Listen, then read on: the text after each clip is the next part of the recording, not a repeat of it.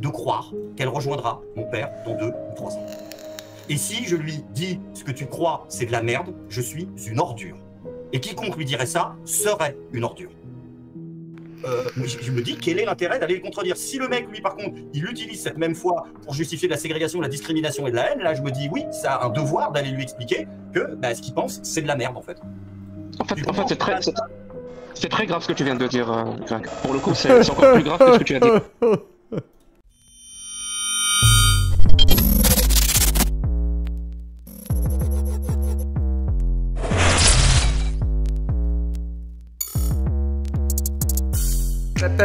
T'as oublié de mettre ton pouce bleu, toi je t'ai vu, et tu t'abonnes aussi, parce que vous êtes bien trop nombreux à regarder, sans mettre un pouce bleu, tu mets ton pouce bleu et tu t'abonnes. Allez, à plus tard, on se retrouve ce soir, en live, 19h. C'est parti pour le débat. Attendez, j'attends que Jack il arrive. Il est où Jack? Il est où Jack? Il est là. Et on va remonter un peu en arrière, parce qu'on parle de franc-maçonnerie et de croyances. Je pense qu'on peut se mettre ici.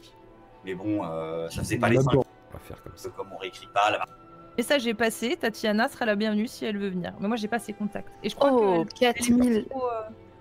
elle est plus. Oh, Tatiana, je sais pas si... Franchement, je sais pas si elle aurait des choses à dire. Bref, c'est un autre débat, faut pas que je dise ce que je pense de Tatiana. Du coup, Tatiana, limite, tu commences la vidéo par « Bon alors, calmez-vous, effectivement. » Bon alors, calmez-vous. Ce n'est pas du vol de contenu, c'est du partage. Et de la mise en avant du contenu. Je suis trop active actuellement sur les réseaux, je crois, Tatiana. 400. Mais en vrai, je me dis, s'ils veulent, moi je fais les montages de certaines vidéos, maintenant je commence à taquiner. Là, je commence à m'y mettre, là, au montage, je suis content, je suis fier de moi. Bon, ouais, je me tais parce que je sais que là, les gens vont vouloir écouter. 4K d'abonnés quand même. On va Hein. mettre en Ça rigole pas avance ici. rapide. Bah, ça fait 10 T'as pas que- dernière, plusieurs, c'était pas prévu, mais sur l'actualité politique, ça dure 10 à 15 minutes. Et à côté, maintenant, depuis 2 ans, je fais des grosses interviews qui vont de 1 heure. Donc les dernières, c'est les Erwan Brandt, c'est sûr. J'ai gagné. Rappel les filles. Déjà, je trouvais le mec intéressant, mais là, je l'ai vraiment trouvé passionnant. Attendez. C'est enfin, c'est les. Tu peux Insonorisable. Dans les aveux. pas avoir des bonnes sonos. C'est pas possible de faire des échos de malades. Et alors, Sur Attendez. l'histoire. Mais attends, mais la Bible, ça remonte pas au paléolithique. Ah, voilà. ouais, Voilà. est-ce que cette parole-là du Nouveau Testament, l'homme, à cette époque-là, n'était pas capable de le faire tout seul, sans intervention d'une force supérieure? Ben, il l'a toujours fait sans l'intervention d'une force supérieure. Ce que dit la Bible, c'est qu'il a, enfin, ce que dit l'Église, c'est qu'il a été guidé. Encore une fois, c'est pas une parole dictée. Le verbe, Ouais. c'est quoi? C'est l'Esprit Saint guide. Non pas Est-ce un que auteur. Pasteur a été guidé?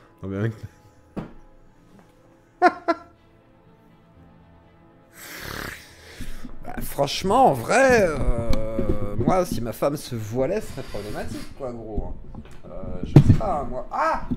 Honnêtement, je pense que je préfère une femme qui croit pas, qui a pas de jambes, qu'une femme qui porte un voile. Je pense.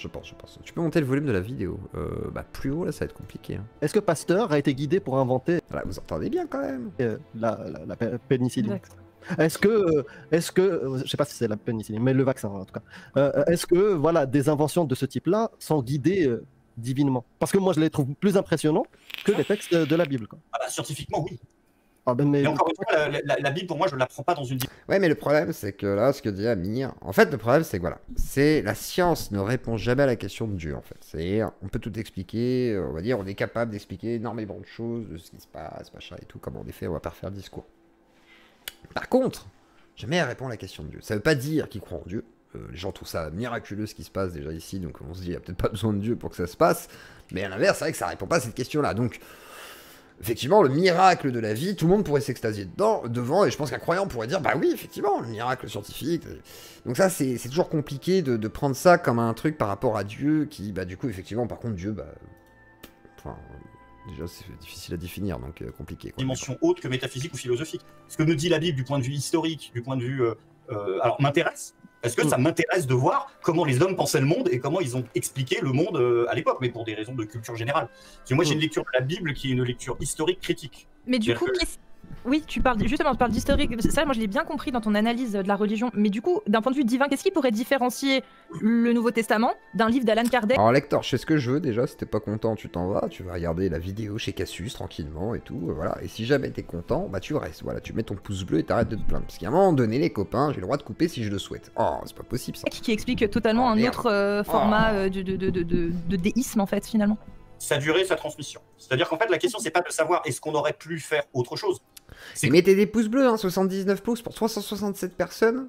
Je coupe le live sinon. Je m'en vais et je vous laisse regarder chez les autres. Hein, si vous n'êtes pas content. C'est pas possible. Un petit pouce bleu, c'est le minimum syndical. C'est l'effort national Claudien. C'est tout.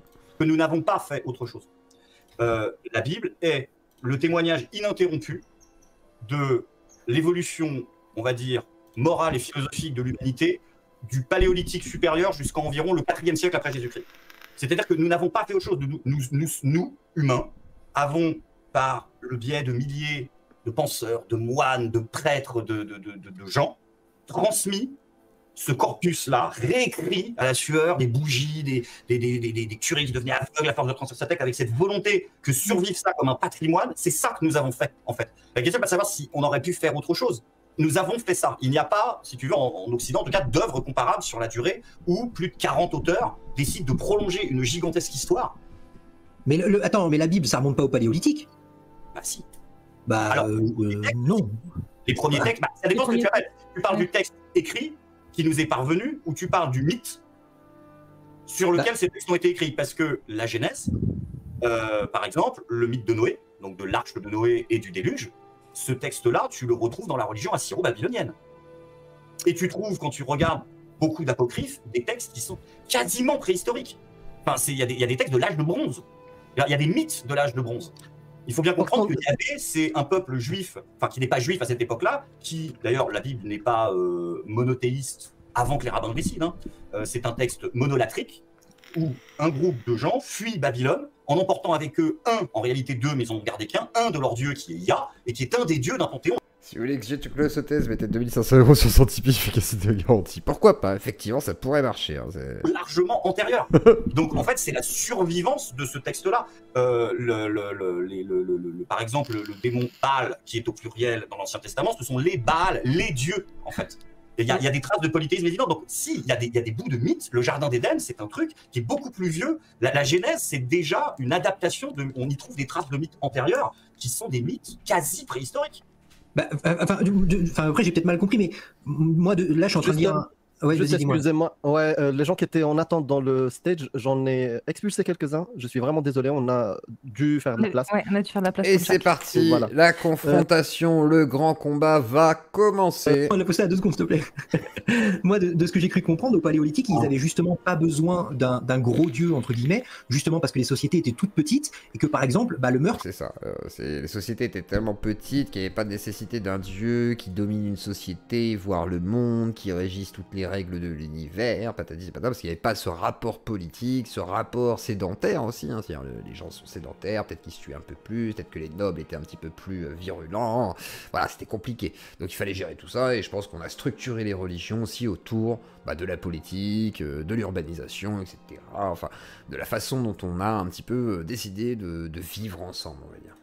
C'était naturellement mal Et vu. de manière plus dense, hein, on était beaucoup plus nombreux derrière, hein, donc du coup, on prêtait moins d'importance à l'autre sûrement, et plus facile de le canner, quoi. Parce que tout le monde connaissait tout le monde. Et c'est après, une fois que les sociétés se sont complexifiées, que les gros dieux, entre guillemets, là, sont arrivés parce que plus personne connaissait plus personne et qu'il fallait une entité supérieure, suprême, très très forte pour dire arrêtez de tuer les gens, quoi. Et c'est pour ça. Non, mais oui, en fait, c'est du 6000, 8000. Quand je te dis paléolithique supérieur, je grossis le trait. Mais ce que je veux dire, c'est que en fait, c'est pas quand ils sont grossis, c'est quand ils se sont urbanisés. Moi je peux 2500 dire de quoi. Pour les dons, j'ai perdu ma CV apposée sur les touches, j'avais des espèces de lecteur CD, ça marche pas. Et quand ils sont devenus des villes, en fait, tout simplement. Mais il y a des survivances, en fait.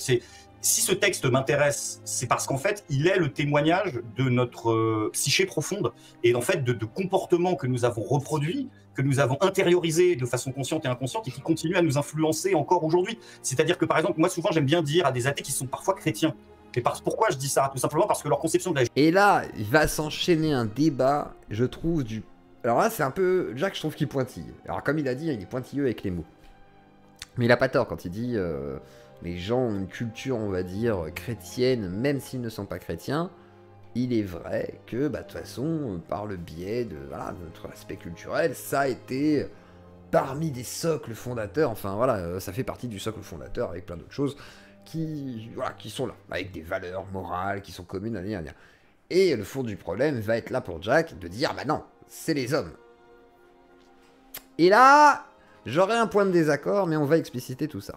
La justice, de l'égalité et de la valeur de la vie est purement et simplement un héritage du christianisme. Et de valeurs qui ont été intériorisées à partir de ça.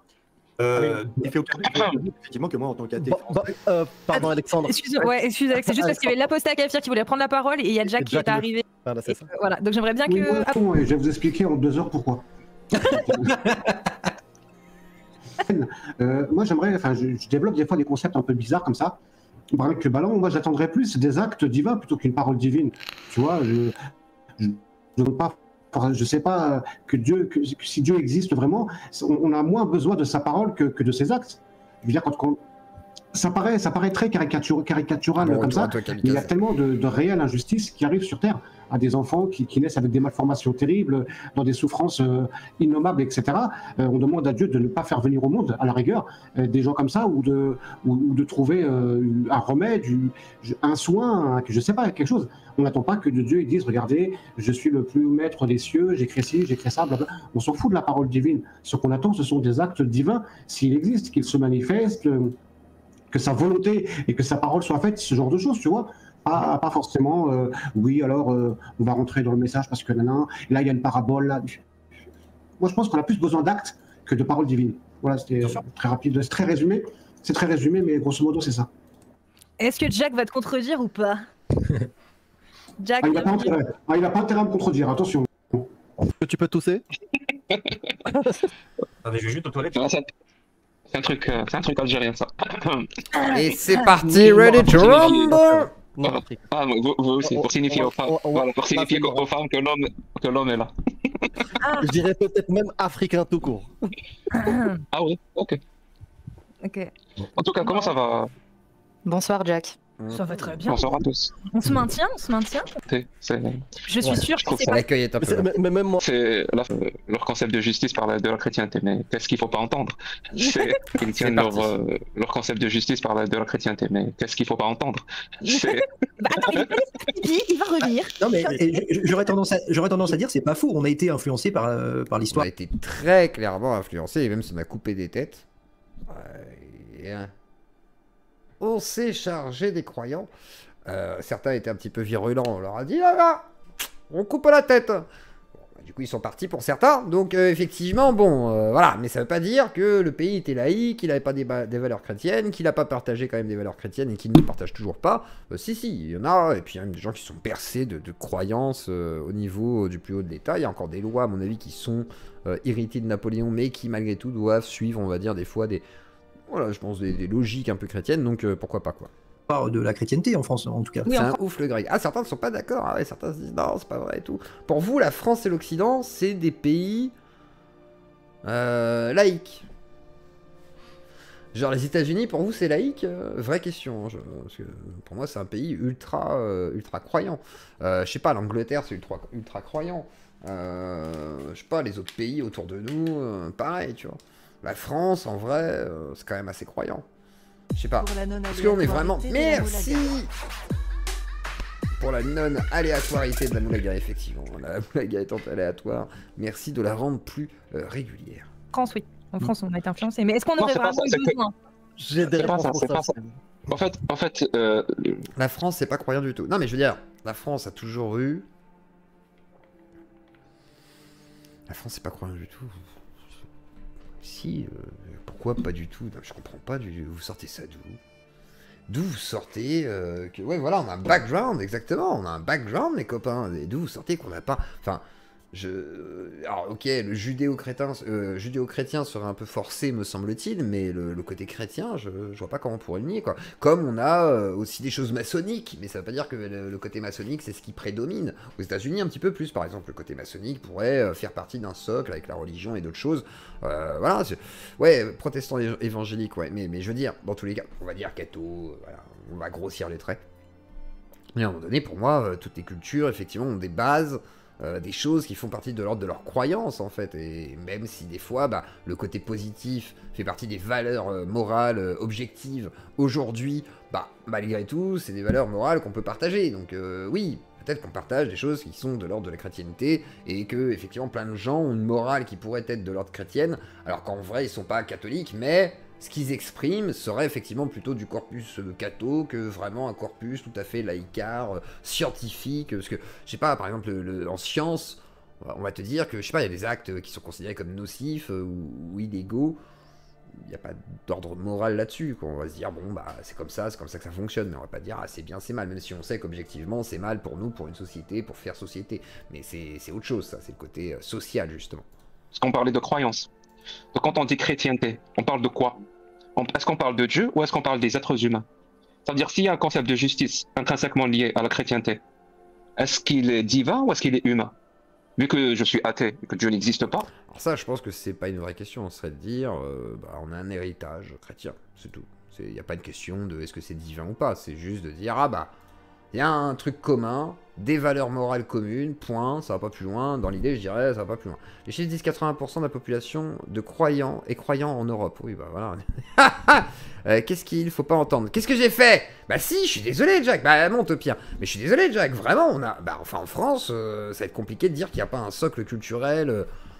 Ouais, catholique, avec un corpus un peu catholique, dans le fond, ne fais pas ce que tu veux pas qu'on te fasse, tu tueras pas ton voisin, tu baiseras pas la femme de la voisine, les trucs comme ça, quoi. Alors qu'en vrai, même moi, je trouve que c'est même claqué au sol comme morale, tu vois. Même le côté, tu tueras pas ton prochain, en fait, ça dépend, c'est une question de contexte. Tu te fais agresser par quelqu'un qui veut te tuer, bon, bah, tu tueras peut-être ton prochain, c'est possible. Alors, vaut mieux éviter, c'est illégal.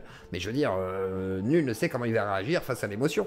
Donc, je sais pas, et le corpus catholique, bah si, enfin, je sais pas, si. Donc même le concept de justice, s'il est chrétien, il est humain. Il ne peut pas venir de Dieu, Dieu n'existe pas. Jack, est-ce que tu peux... bien sûr, là-dessus, on sera tous d'accord que ça vient de l'homme, tu vois. Enfin, si tu n'es pas croyant, tu peux que te dire que ça vient de l'homme. Mais la culture, les concepts, etc., ça vient pas de... Voilà, ça vient pas d'Aristote, quoi, tu vois. Ça vient pas des Lumières. Ça vient, effectivement, une partie, effectivement, du catholicisme. Et même dans les Lumières, une partie vient du catholicisme. Dans le sens de, la bienveillance, l'humanisme et tout. Même si l'humanisme, du coup, est quelque chose d'encore un peu à part, il y a des choses qui peuvent se partager, qui sont de l'ordre de la culture. Et on parle de culture, là, on parle pas d'un fait religieux, d'un miracle, je ne sais quoi, qui serait exécuté sur les sociétés, hein, bien entendu. Que Greg soit là. En attendant, je voulais juste vous dire rapidement, un petit interview. J'étais pas là, donc maintenant je suis là. Le début de la discussion. Greg, est-ce que tu as entendu Greg, est-ce que tu as entendu le début? Non, oui, j'ai entendu. Ah, ok. Je pissais la porte ouverte. C'est pas bien ça. Ah ouais, non, il y a des gens qui peuvent rentrer, c'est mort. C'est suffisant comme détail, n'en redonne pas. Il y a eu 4 pubs là, ça c'est pas normal. Attendez, il y a un vrai problème parce que normalement c'est censé être toutes les demi-heures ou je sais pas quoi, je crois. Attendez. J'ai enlevé les pubs. Parce que je crois que ça bug. Hein. Ouais, non, il y a un problème là. Ouais, c'est toutes les demi-heures, non, il y a un problème. Je sais pas quoi faire. Pas plus, ça va. Donc, tu rentres du pied droit ou du pied gauche? Donc je disais que même si Greg... Non, parler de morale avec un philosophe, c'est pisser dans un violon, gros. En fait, il y a la morale... C'est compliqué. Tu vas faire quoi avec la morale avec un philosophe? C'est bien, ça dépend. Ça dépasse du coup. C'est compliqué. La morale, pour moi, c'est très subjectif. Il y a la loi, il y a ce qu'on partage avec la culture, hein, la morale aussi, mais c'est subjectif. Voilà, comme dit Jack, c'est un sens moral, mais il peut différer selon le pays, les civilisations, selon plein de choses. Donc en vrai, la morale, c'est bien beau, mais voilà, tu peux discuter. Yoko, tu te fourvoies un peu? Peut-être. Mais je vous dis ce que je pense. J'ai le droit de dire ce que je pense. J'ai le droit de me fourvoyer. Hein? Tout le monde se trompe. Tout le monde se fourvoie. Non mais dis donc, c'est... Ah, les pères la morale, là! Ah, attention, hein. Ah, je suis énervé ce soir, je vous le dis. Hein. Je vais t'appeler Greg. Même si Greg avait... même s'il avait raison, alors que je suis pas complètement d'accord avec lui, mais même s'il avait raison, et dire que le concept de justice vient de la chrétienté, ben, ça vient toujours des êtres humains. Et Dieu n'est pas... Ouais, et là, je pense, oui, Greg acquiesce, hein, donc effectivement, je pense pas que là-dessus, ils soient pas d'accord. C'est, voilà, effectivement... Jusqu'à preuve du contraire, je sais pas comment dire ça, impliqué dans cette conceptualisation de la justice. Et moi, cet instantané, c'est-à-dire qu'on prend la religion qui impose pour moi, c'est un frein. Parce que vu qu'elle s'impose comme ça, de cette façon-là, avec une autorité justement politique, et une autorité publique, et une autorité sociale, elle est très difficile à faire changer. Là-dessus, je suis d'accord. Là-dessus, je suis d'accord que si tu bases une société, par contre, sur des lois divines, c'est différent. Mais c'est pas ce qui est dit par Greg. À la base, il dit on a un héritage commun avec le christianisme en France, même si on les a boutés hors de France. Je pense que à la base, on était juste là. Et là, on commence à parler effectivement de lois divines, donc un petit peu le concept, hein, effectivement, avec les lois chariatiques, etc. Vraiment, très très très difficile à faire changer parce que la faire évoluer. Ou des pays d'Europe de l'Est ou autres hein, qui ont des lois anti-homosexuelles ou autres. Voilà. On est dans ce genre de délire. Pardon, ou la faire changer reviendrait directement à remettre en cause la parole de Dieu ou la parole du prophète ou la parole de n'importe quelle autorité religieuse. Donc ce qui était une bonne chose devient un frein. Et heureusement que c'est un frein. Moi je pense que, comme dans la phrase de Nietzsche, ce qui ne te tue pas te rend plus fort, ça marche aussi avec les sociétés. Ce qui ne tue pas les sociétés les rend plus forts. C'est-à-dire s'ils ont à combattre une autorité telle de la religion. Oui, mais alors du coup, il faut une religion à combattre. Du coup, c'est déjà une nécessité quasi. Qui impose, pour imposer eux-mêmes une autre vision, leur vision de la société va en sortir beaucoup plus grandie que s'ils n'avaient pas une religion à combattre. Et s'il n'y avait pas de religion, du coup, est-ce que la société pourrait se construire mieux? Est-ce que si on n'était que sur des croyances, soi-disant non structurantes de société, on aurait construit mieux de société? Vous avez compris? Je suis pas sûr, moi. Là, par exemple, on part sur des si. Oui, mais en fait, ça a donné ça. Enfin, c'est... Oui, enfin... Bah, parce que je pense, peut-être que je me trompe, mais les sociétés qui n'ont pas cette autorité, justement, qu'elles soient religieuses ou dans une forme religieuse, c'est des sociétés qui se laissent aller dans des trucs qui sont un peu... Je sais pas comment dire ça, mais ils se laissent un peu aller, ils reposent sur leurs lauriers, leurs acquis. Ils ne combattent plus. Alors que les sociétés qui ont ces autorités-là, même religieuses, c'est elles qui vont engendrer justement des citoyens et même des groupes sociaux qui vont... Montaigne. Il était croyant, Montaigne, non? Je crois, hein. Non, il était athée? Je sais pas. Non, il était croyant, Montaigne, non? Eux-mêmes conceptualisaient des concepts, parce qu'ils sont contre la religion et contre cette autorité, des concepts beaucoup plus solides. Voilà, c'est ma vision. J'espère que j'ai été clair. Ouais. Mais par contre, j'arrive pas, moi, alors peut-être que tu vas en trouver, mais j'arrive pas. Et alors, du coup, ça sous-entendrait qu'il y a une nécessité de la religion qui permet justement de solidifier des idées athées, laïques, en opposition. Donc on pourrait presque considérer que ça peut être pas un bienfait, mais du coup une mécanique, une sorte de cercle vertueux, je sais pas comment on pourrait dire. Par contre, à avoir d'exemples de sociétés qui soient construites sans religion. Donc pour moi, c'est de la théorie d'imaginer une société non religieuse. Philosophe humaniste. Ouais, mais est-ce qu'il était croyant? C'est ça ma question. Moi, c'est ça que je voulais savoir. Parce qu'on me dit Montaigne, je sais pas ce que je dois deviner, donc voilà. Est-ce qu'il était croyant, Montaigne? Moi, ça c'est la question que je pose. Parce que l'humanisme, c'est bien, mais est-ce que, à la base, certains étaient croyants? Je sais pas, l'abbé Pierre était un humaniste? Non. Je sais pas, il a sauvé des gens, l'abbé Pierre. Salut, Abizer. Il a sauvé des gens, l'abbé Pierre, il était humaniste. Je veux dire, moi, l'abbé Pierre, si on avait plus des comme lui, je serais très content des actions de Dieu, façon de parler. Alors, à travers l'abbé Pierre, soi-disant. Je veux dire, bon, je sais pas. Bon, après, l'abbé Pierre, je prends l'exemple un petit peu excessif, hier 64 et tout, c'est un peu 54.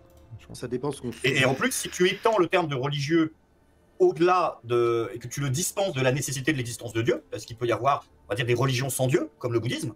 On va dire c'est une philosophie, c'est un machin. Le vivre ensemble, c'est une croyance. Hein. Le vivre ensemble, je sais pas, comment on appelle ça, le truc social là, le contrat social et tout, c'est des croyances. On se base sur une croyance, on se base pas sur un fait absolu ou même scientifique, de facto, voilà.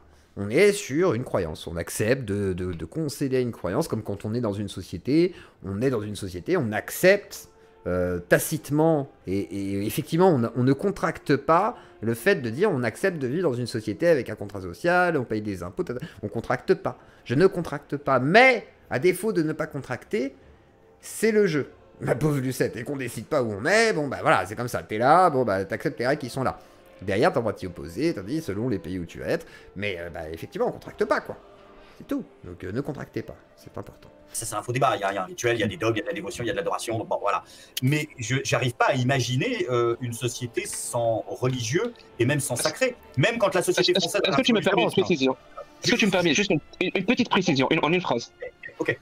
Montaigne mourut un Vraiment, chrétien. une trace. En D'accord. fait, c'est pas une société qui est faite avec des religions. Moi, je te dis, une société, elle est faite contre une religion. C'est-à-dire là où tu vois les apports de la religion, non, le seul apport de la religion, c'est d'offrir justement quelque chose contre lequel on va se battre.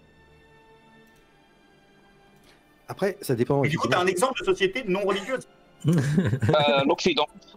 Et là, je suis pas d'accord. Là, il dit l'Occident, société non religieuse. Alors déjà, très récemment, pour certains pays, mais pas tous, et tous les pays de l'Occident ne sont pas non religieux. Est-ce qu'on considère, par exemple, qu'Israël fait partie de l'Occident? Là, je sais pas. Moyen-Orient, Occident, je sais pas. Si on considère que ça fait partie de l'Occident, c'est un État religieux. Il y a des États religieux, me semble-t-il, en Occident. Si je dis pas de bêtises, Europe de l'Est, il y a des États qui obéissent à des lois qui sont très proches de... Non? Comment ça, non? Bah, je sais pas, t'as des lois qui interdisent l'homosexualité dans les pays de l'Est. C'est quoi? C'est quoi, à part dire on est d'accord avec ce que dit la Bible et on interdit l'homosexualité? Je suis désolé. Alors, ok, ils obéissent pas au pape, c'est ça que vous voulez dire? En gros, ils sont pas soumis au pape qui dit ah, les lois, c'est ça. Ça, je suis d'accord avec vous. Mais en attendant, il y a plein de pays qui sont croyants, en fait.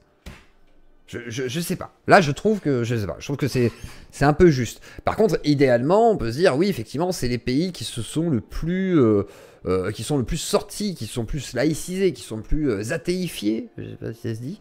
Voilà, à la limite. Mais qu'est-ce que l'Occident? Voilà, ça commence où, ça s'arrête où? Comment tu définis effectivement les pays dans l'Occident qui seraient croyants ou non? Parce qu'il y en a qui sont croyants. Le Portugal, effectivement, qui est un pays très croyant, même l'Espagne, je pense, tous les pays, voilà, effectivement, comme ça. Puis même la France, je suis désolé, la France, voilà, énormément de croyants, quoi. Enfin, même si les églises sont vides, les gens croient. Voilà, croient. Et les corbeaux passent aussi. A donné naissance à une société qui est née parce qu'elle devait combattre le catholicisme et le protestantisme. C'est une religion d'État, oui, ça reste une théocratie, quoi. Enfin, excuse-moi, enfin... Pareil, si vous me dites Israël c'est pas un état religieux, si c'est un état religieux, alors moi je m'en fous un petit peu, c'est pas grave, tant pis, même si je préférais que ça ne le soit pas pour pouvoir mieux le défendre, mais ça reste un état religieux. Chose que moi, personnellement, je trouve problématique, quoi. C'est mon avis, mais c'est comme ça. Hein. C'est ça qui a donné, c'est ça qui a... Alors l'Israël c'est l'Occident, c'est nous qui ne sommes plus l'Occident. Voilà, je pense que c'est un petit peu forcé quand même. Hein. Moi j'aime bien mon pays, hein. C'est aussi l'Occident, c'est pas le même Occident que tu veux, mais moi c'est un bel Occident. Après, Marseille, c'est un peu plus proche d'Israël, hein, je pense. C'est ça qui a donné l'Occident Il actuel. parle d'État, pas de croyants. Oui, pardon, il parle d'État. Excuse-moi, je dérive avec le chat, là. Je me laisse emporter, je ne devrais pas. Et non pas la religion elle-même, parce que la religion, on connaît le dogme. Elle n'aurait jamais donné une société... Il parle d'État, oui, mais je suis désolé, c'est vrai que Jack, là où il a pas tort, c'est que l'État français, même en rejetant la religion, a gardé des choses... Je sais pas, sa vision sur la femme pendant très longtemps. Il y a encore pas si longtemps, il y avait une loi pour interdire le port du pantalon pour les femmes. Je suis sûr qu'il y a encore des lois comme ça qui existent en France, qu'on n'a pas abrogées, qu'on ne condamne plus bien sûr, mais qui sont l'héritage, je pense, effectivement, de l'Occident, de la France, et un héritage de fait, de facto, catholique. Me semble-t-il, ça veut pas dire du coup que l'État est régi comme ça, même si des fois il peut y avoir des sortes de relents. Quand le questionnement de l'avortement, machin, commence à revenir un petit peu au Parlement, tu te dis bon, un petit relent catho tradit qui semble bizarre, quoi. Occidentale comme elle est aujourd'hui. C'est parce qu'ils ont combattu le dogme catholique et le dogme protestant et le dogme chrétien en ensemble que ça a donné quelque chose qui va dans le sens des libertés, dans le sens de l'égalité. Alors, il y a l'irréducibilité qui aimerait faire une précision justement parce que effectivement, je pense que c'est pas mal ce que tu vas dire. Il y a un vrai problème avec les pubs en fait sur YouTube là. J'ai des pubs toutes les 5 minutes les copains. En vrai, là je suis en train de regarder. Là je crois que je vous ai parlé il y a 5 minutes. J'ai vraiment des pubs toutes les 5 minutes qui s'affichent. Alors je suis obligé de les annuler moi-même manuellement. Mais c'est de la merde. Oui, alors évidemment, il y a la définition de ce qu'on sous-entend par religion.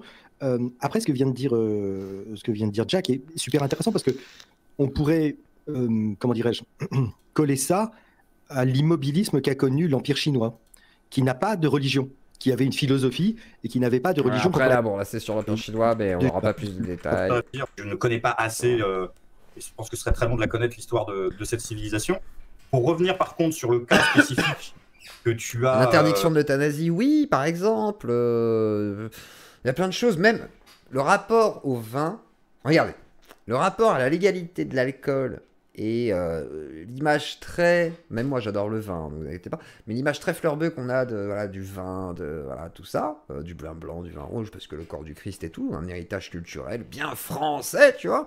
Par contre, le cannabis, vu comme un truc de maghrébin, d'arabe, venu de pays. Et ben, on n'a pas la même légalité, par exemple. Pourquoi? Alors qu'en vrai, je veux dire, entre l'alcool et le cannabis, je pense que l'alcool est bien plus dangereux que le cannabis. Mais c'est comme ça.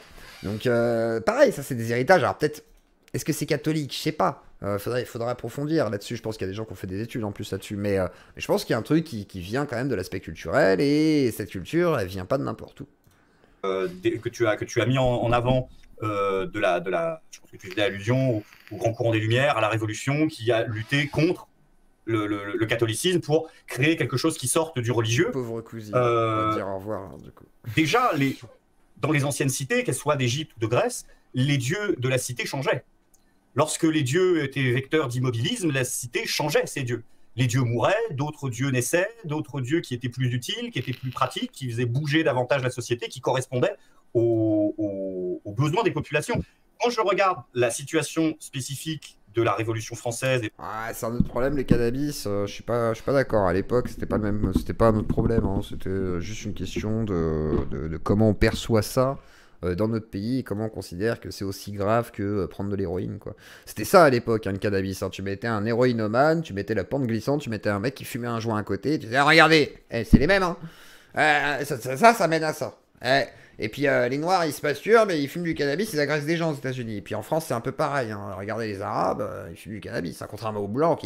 Moi, j'ai des potes, ils bédavaient à fond, les parents, ils s'imaginaient pas un seul instant. Alors, gâteau, machin, campagnard, qui picolait et tout, et qui allait à la chasse, 16 ans, tu vois. Ils fumaient, les parents, ils se disaient, ah non, ils peuvent pas fumer, les Blancs. Et puis les cathos, et puis quand même, c'est un Français. C'est pas une blague, hein. Il y en avait plein, on est comme ça, hein, et plein d'amis comme ça. Et les flics, par exemple, contrôlent beaucoup moins les Blancs par rapport au cannabis que les Arabes ou les Noirs, parce qu'ils se disent, ah, c'est pas un truc de blanc, c'est un truc d'Arabe ou de Noir. Ce qui est un peu idiot, parce qu'il y a beaucoup de Blancs qui consomment et qui, du coup, se font très peu contrôler par rapport, effectivement, à des gens qui seraient considérés comme racisés. Et rentre-t-on dans le racisme systémique? J'en sais rien, mais tout ce que je sais, c'est que c'est un fait. Voilà. Par exemple, de la philosophie des Lumières, mais moi, je vais raisonner là-dessus, pas en exotérique, mais en ésotérique. D'accord, marqueur. Voilà. C'est-à-dire que l'ésotérique, c'est de s'intéresser aux mécanismes qui sont derrière les religions. Pour moi, il y a une dimension infiniment religieuse dans la pensée révolutionnaire. Il y a des représentations angéliques partout. C'est la grande période de toute la branlette métaphysique autour des mathématiques. Condorcet qui te dit la vérité. Il n'y a pas de Dieu, mais la vérité est une parce qu'elle est un et elle s'étend sur les peuples parce que l'unité... C'est du néoplatonisme. Tu vois ce que je veux dire? C'est toujours religieux. Il y a une conception de la liberté. De toute façon, quand la pensée libérale te dit l'homme a fondamentalement le droit au bonheur, c'est une vérité métaphysique qu'elle hurle à la réalité de la nature, qui lui dit tout le contraire. Donc il y a toujours une part... Pourquoi Borishat, toi tu connaissais que des blancs qui étaient en mode ils fument tous et tout, je sais pas, ouais, toi tu t'es fait contrôler beaucoup en tant que blanc. Après ça dépend, si vous êtes dans le milieu, voilà, que ça brasse, que vous consommez, que vous voyez beaucoup de gens, on va dire, douteux, vous avez des chances de vous faire contrôler. Après il y a le look, il y a le milieu social, il y a plein de choses qui vont jouer. Les gens de quartier, effectivement, sont beaucoup plus contrôlés que, je sais pas, les enfants du 17e arrondissement, voilà, de Versailles. C'est logique. De métaphysique. La pensée révolutionnaire est une pensée éminemment religieuse même. Et même dans la façon dont ils se sont structurés, d'accord, ils n'ont pas de soutane, mais il y a quand même, même dans les mauvais côtés, une traque aux hérétiques, à ceux qui ne pensent pas de la bonne façon. C'est une nouvelle religion. Et je dirais... Est-ce que c'est... Alors ça là je vais rejoindre Jacques sur un point, c'est le comportement qu'il décrit. Pour moi, c'est un comportement purement humain. C'est pas voilà, la doctrine, suivre un chef, le leader, éliminer l'ennemi qui n'est pas comme nous, le côté tribaliste, le petit groupe d'entre-soi qui du coup se soutient, mais si jamais ça va pas... C'est de l'humain. C'est du pur humain, ça. C'est de la psychologie, limite. Là, on pourrait tout analyser sous l'angle de la psychologie, je pense que du phénomène social, etc. Quoi. Et même qu'elle n'est pas si nouvelle que ça, parce que je pense que au contraire, oui, effectivement, nous avons vécu à un moment une grosse période d'obscurantisme, mais qu'il y a des points de... Pour moi, la révolution libérale de 1789 est le prolongement de la philosophie christique. On revient à séparer ce qui est du royaume des cieux de ce qui est du royaume des hommes. Je parle pas de l'Église, hein. Bon, Mani, tu vas pas spammer, c'est pas possible. En plus, tu fais du demi-caps lock. Tu sais quoi, Mani, tu m'as saoulé. Franchement, j'allais te laisser tranquille, mais là, tu caps lock. Je déteste ça. Voilà. Merci, au revoir. On en revient à cette grande idée chrétienne que les enfants n'héritent pas des fautes des parents, c'est-à-dire que chaque individu est jugé pour ce qu'il est par la justice et par Dieu directement, mais il n'y a plus cette hérédité-là qui est brisée. Ah bah je t'entends pas, réductible, t'as remute. Mais oui, parce que je suis très bavard et je voulais pas te couper, mais le concept même de péché originel reste la faute des parents qui est jetée sur l'épaule des enfants. On n'arrive pas à se sortir de ce truc-là. Là, je peux parler vraiment au niveau juridique, par exemple. Au niveau simplement la valeur qu'on donne à la vie humaine, c'est-à-dire que l'homme n'est plus un objet d'échange. T'as des riders partout. C'est quoi des riders? C'est quoi des riders, gros? Bon, je sais pas ce que c'est un riders du coup. Parce que, en fait, je pense que le look, hein, si effectivement je m'habille en gang jaman, que j'ai des rastas et que voilà, je m'habille comme à l'époque en mode tougher, je me fais contrôler. Ouais, je pense à motard, moi, mais après les motards, si jamais c'est ce que je pense, du coup, les motards, ouais, les riders, dans ce cas-là, ça sous-entendrait plutôt le côté, oui, il y a souvent des trafics de drogue en fait dans tout ce qui est phénomène riders, donc ils se disent peut-être que voilà, ça peut être un dealer de méta, de speed, de machin et tout, parce qu'il y a eu beaucoup de choses. Tu as pas fait Fallout? Alors je pense que tu es au tout début du live. Non, je l'ai pas encore fait et j'aimerais bien, donc je pense que je vais faire Fallout 4, parce que 76, je pense que ça va pas être terrible. J'ai déjà fait, j'ai dû faire 15 heures sur 76, mais qui était pas mal en vrai, mais je pense que le 4 devrait me suffire, à mon avis, c'est très bien en solo. L'homme n'est plus, tout simplement, il n'y a plus de crime de sang. Si tu tues mon fils, j'ai pas le droit de tuer le tien. Oui, alors effectivement, c'est ce que dit la loi moderne. Je n'ai pas le droit de ça. De la même manière. Mais dans le même livre, ça dit le contraire. Bah, après, c'est souvent. Ouais, je me faisais contrôler beaucoup plus avant, parce qu'avant, j'étais dans un milieu de toxicomane aussi, donc forcément, l'occasion fait le larron, comme on dit. Donc c'est plutôt logique. Non, j'ai pas maté la série du tout. Non, c'est juste que j'ai envie. Là, je vois qu'il y a pas mal de gens qui sont. C'est un bon shooter, mais ça me va très bien. Moi, si c'est un bon shooter-looter, ça me va très bien. Si c'est un mauvais RPG, c'est très bien aussi. Ça me va très bien. Ouais, c'est souvent ça. En fait, on va me dire, en fait, l'Ancien Testament, il fait 80% du bouquin, mais on me dit non, moi, je prends que le Nouveau Testament. Bah, jetez l'Ancien Testament, gardez juste le Nouveau, parce que l'Ancien Testament, il dit totalement le contraire de ce que tu viens de dire. Est-ce que dit, oui, effectivement, sur quelques points, le Nouveau Testament. Ah non, mais ça fait partie du dogme chrétien. Enfin, je veux dire, il y a le Christ amène un renversement anthropologique et pour ceux qui ont la foi métaphysique fondamental. Le Christ ne dit pas il faut composer, il te dit la loi du talion est abrogée, point à la ligne. J'affirme que la loi du talion n'est plus valide et je la remplace par contre. Mais il n'a jamais existé. Mais Greg, tu peux pas dire ça. Les penseurs qui ont écrit sous la plume de Jésus ont affirmé que la loi du Testament, il y a pas de, tu ne continues pas cette loi. Non, mais Jésus ne vient pas abroger la loi, il vient l'accomplir. Oui, mais ça c'est un truc justement que les musulmans accomplissent pour te dire, regardez, il a pas. Non, c'est les chrétiens qui disent ça. J'en ai déjà parlé, l'acteur. J'ai fait une vidéo sur la toxicomanie, comment je m'en suis sorti. Je pense qu'il n'y a pas de vrai déclic. J'en ai eu marre. Voilà, je sais pas comment expliquer mieux que j'en ai eu marre. Ils disent. Mais les musulmans le sortent comme argument dans les débats théologiques en disant, regardez, Jésus n'a jamais voulu, puisque Jésus a dit que il était venu accomplir la loi, ça veut dire qu'il ne l'a pas abrogée. Donc ça veut dire que votre Bible est fausse et qu'en fait il y en a une vraie que vous avez paumée, etc. Donc on n'a jamais eu de non, mais philosophiquement, ça reste toujours le truc. Et d'ailleurs, on a un très bon exemple, par exemple, avec la femme adultère. Il dit pas, il faut pas la lapider. Il dit, lequel d'entre vous est assez digne pour se poser en juge et exécuter la sentence. Ah, effectivement, il parle pas forcément de la même chose. Alors on va avancer un petit chouïa, parce que là c'est le petit débat théologique. On va aller directement sur le vrai fond du débat. Non, Greg, non. On va nous faire le. C'est une métaphore. Mais non. Vos maîtres. Oui. Je suis désolé, mais c'est dans les évangiles. Mais c'est une métaphore. Mais non. Alors là. Et là, voilà, face à tous les laïcars, là, il se prend le non. Tu peux pas dire que c'est une métaphore. Non, on peut pas. Si c'est de la poésie, bah malheureusement, quand t'es croyant, oui, il y a beaucoup pour qui c'est de la métaphore. Et puis là, on n'est pas face à un sunnite, donc oui, il s'en fout, c'est de la métaphore. Non, Greg, non. Ah, mais il y en a tant qui détestent Greg. Ah, les gars. On va être très clair. Hein. Moi, Greg, c'est un copain hein, pour moi. Hein. C'est plus quelqu'un que j'apprécie grandement que quelqu'un que je n'aime pas. Quelqu'un que j'ai rencontré qui est très gentil. En plus, il joue à Bloodborne. Si tu joues à Bloodborne, tu peux pas être une mauvaise personne. Tu joues à Dark Souls, c'est pareil. Elden Ring, c'est pareil. Bref, pas touche. Vous vous calmez. Hein. Vous vous calmez vite. Hein. La métaphore, c'était voilà, sur les trucs. Voilà, c'est comme ça. On s'en fout. C'est pas grave, vous avez qu'à écouter. Mais Saint-Jean. Tu peux faire une métaphore s'ils l'ont jamais appliqué. Il y a quand même 4 ou 5 passages. Il nous fait son musulman là. Non, Saint-Jean, il a dit. Il y a un problème de traduction, je crois. Ouais. En fait, vas-y, Jack, vas-y. Merci, parce que moi je suis en désaccord avec ce que vient de dire Greg. Et je pense que j'ai de bonnes raisons, parce que j'ai décelé un problème dans son raisonnement. Un problème qui est en rapport avec la définition des mots. En fait, tu appelles religion ce qui ne devrait pas être appelé religion. par exemple, quand tu as fait référence aux pensées, par exemple des lumières ou quoi que ce soit, c'est pas une religion. Parce que le mot religion, ça a un sens. Et une religion, elle découle d'un dogme. Et la définition du dogme, c'est une vérité qui a été révélée, qui n'est pas sujette à critique. C'est une vérité, elle a été révélée, c'est-à-dire il y a un rapport de révélation. Greg est adorable, et puis même je trouve qu'il est très pertinent, il est très cultivé, malgré, alors après voilà, il est croyant semblerait-il, du coup chrétien. Ça n'empêche que dans le raisonnement il y a quand même des choses qui sont assez justes, là où je pense que par contre effectivement le côté, les métaphores et tout là, c'est parole de croyance, c'est normal. Et cette vérité-là n'est pas sujette à critique. Ça, c'est un type de croyance. Effectivement, c'est une croyance, mais c'est une croyance dogmatique, dans le sens où elle nécessite d'avoir la foi. Parce qu'une vérité révélée, tu ne peux pas avoir la preuve qu'elle est vraie. Donc, tu dois y croire. Par contre, d'autres types de croyances, ils existent. D'ailleurs, tout est croyance pour moi. Il n'y a pas de, même les droits de l'homme, même les connaissances scientifiques, même tout ce que tu veux, c'est des croyances. C'est juste que c'est pas des croyances qui ont la même forme que la croyance religieuse. Ça ne repose pas sur un dogme. On va dire que c'est des croyances, les sciences dures, la physique, etc. Je sais pas si ça peut être... oui, vous pouvez contredire, pas de souci. Et je pense pas que ça puisse être considéré comme des croyances.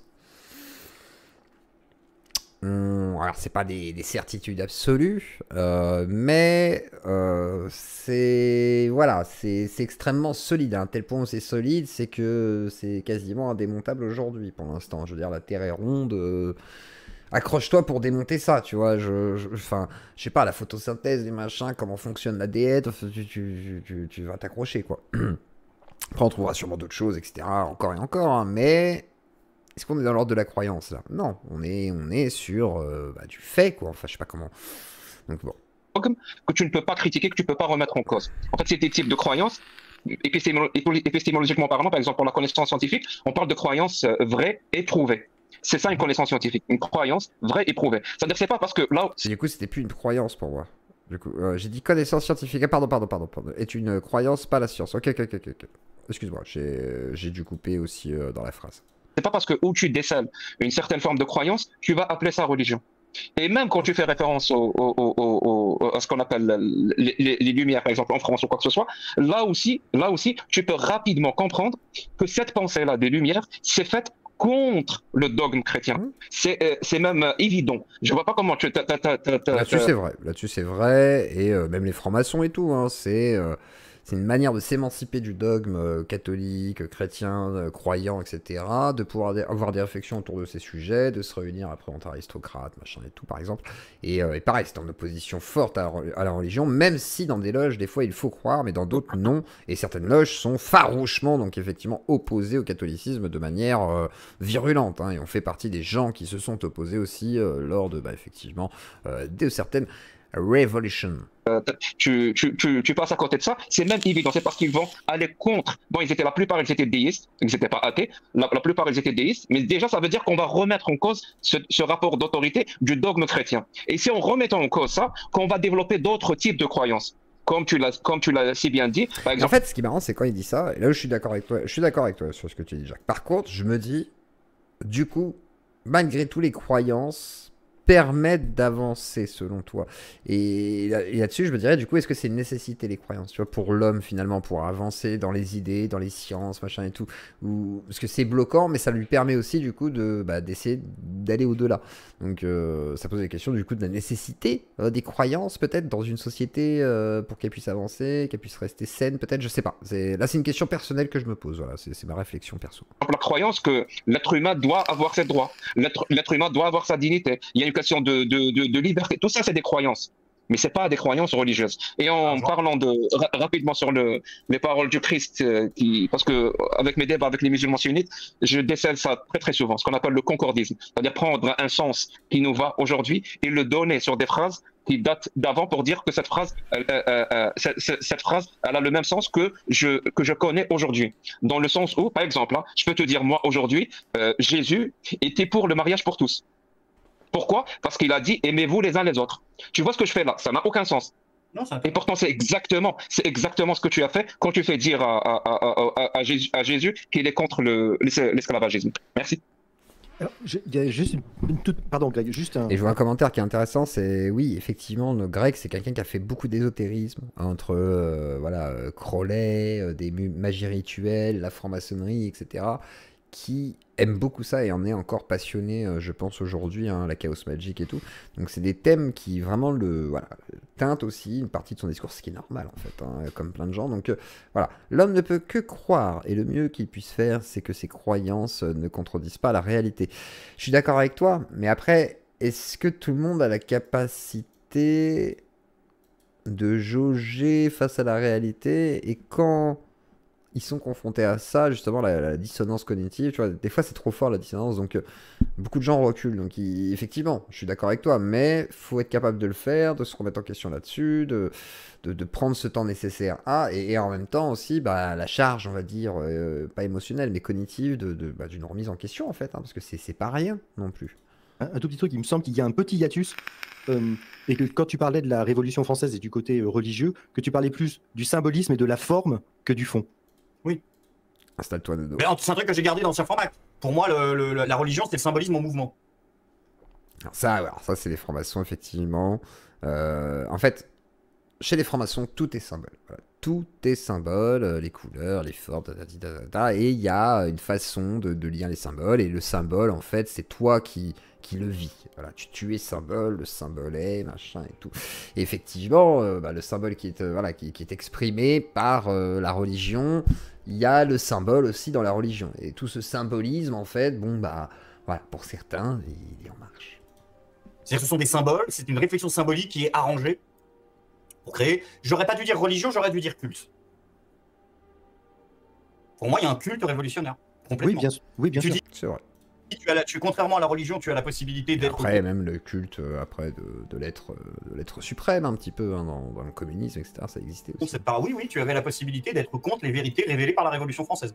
Si tu avais l'intention d'avoir une espérance de vie extrêmement... Après, c'est pas des vérités révélées. C'est vrai que là-dessus, on pourrait se dire, voilà, et là, il parle effectivement comme si c'était un texte religieux, alors que c'est pas vraiment le cas là-dessus, non. Réduite, et d'être raccourci au sens propre dans un délai de moins de 3 semaines, oui. Pas tout le temps. Et ceux qui sont amusés à contester la parole d'égalité et de liberté qui est pourtant métaphysiquement fausse, au vu de la nature, enfin empiriquement fausse, non, nous ne naissons pas libres, nous ne naissons pas égaux, et nous n'avons pas le droit au bonheur. Mais si tu allais dire ça à Robespierre, bon courage. Et il ne pouvait pas à part par un charabia mathématisant qui ne tenait pas debout. Mais pas leur expliquer.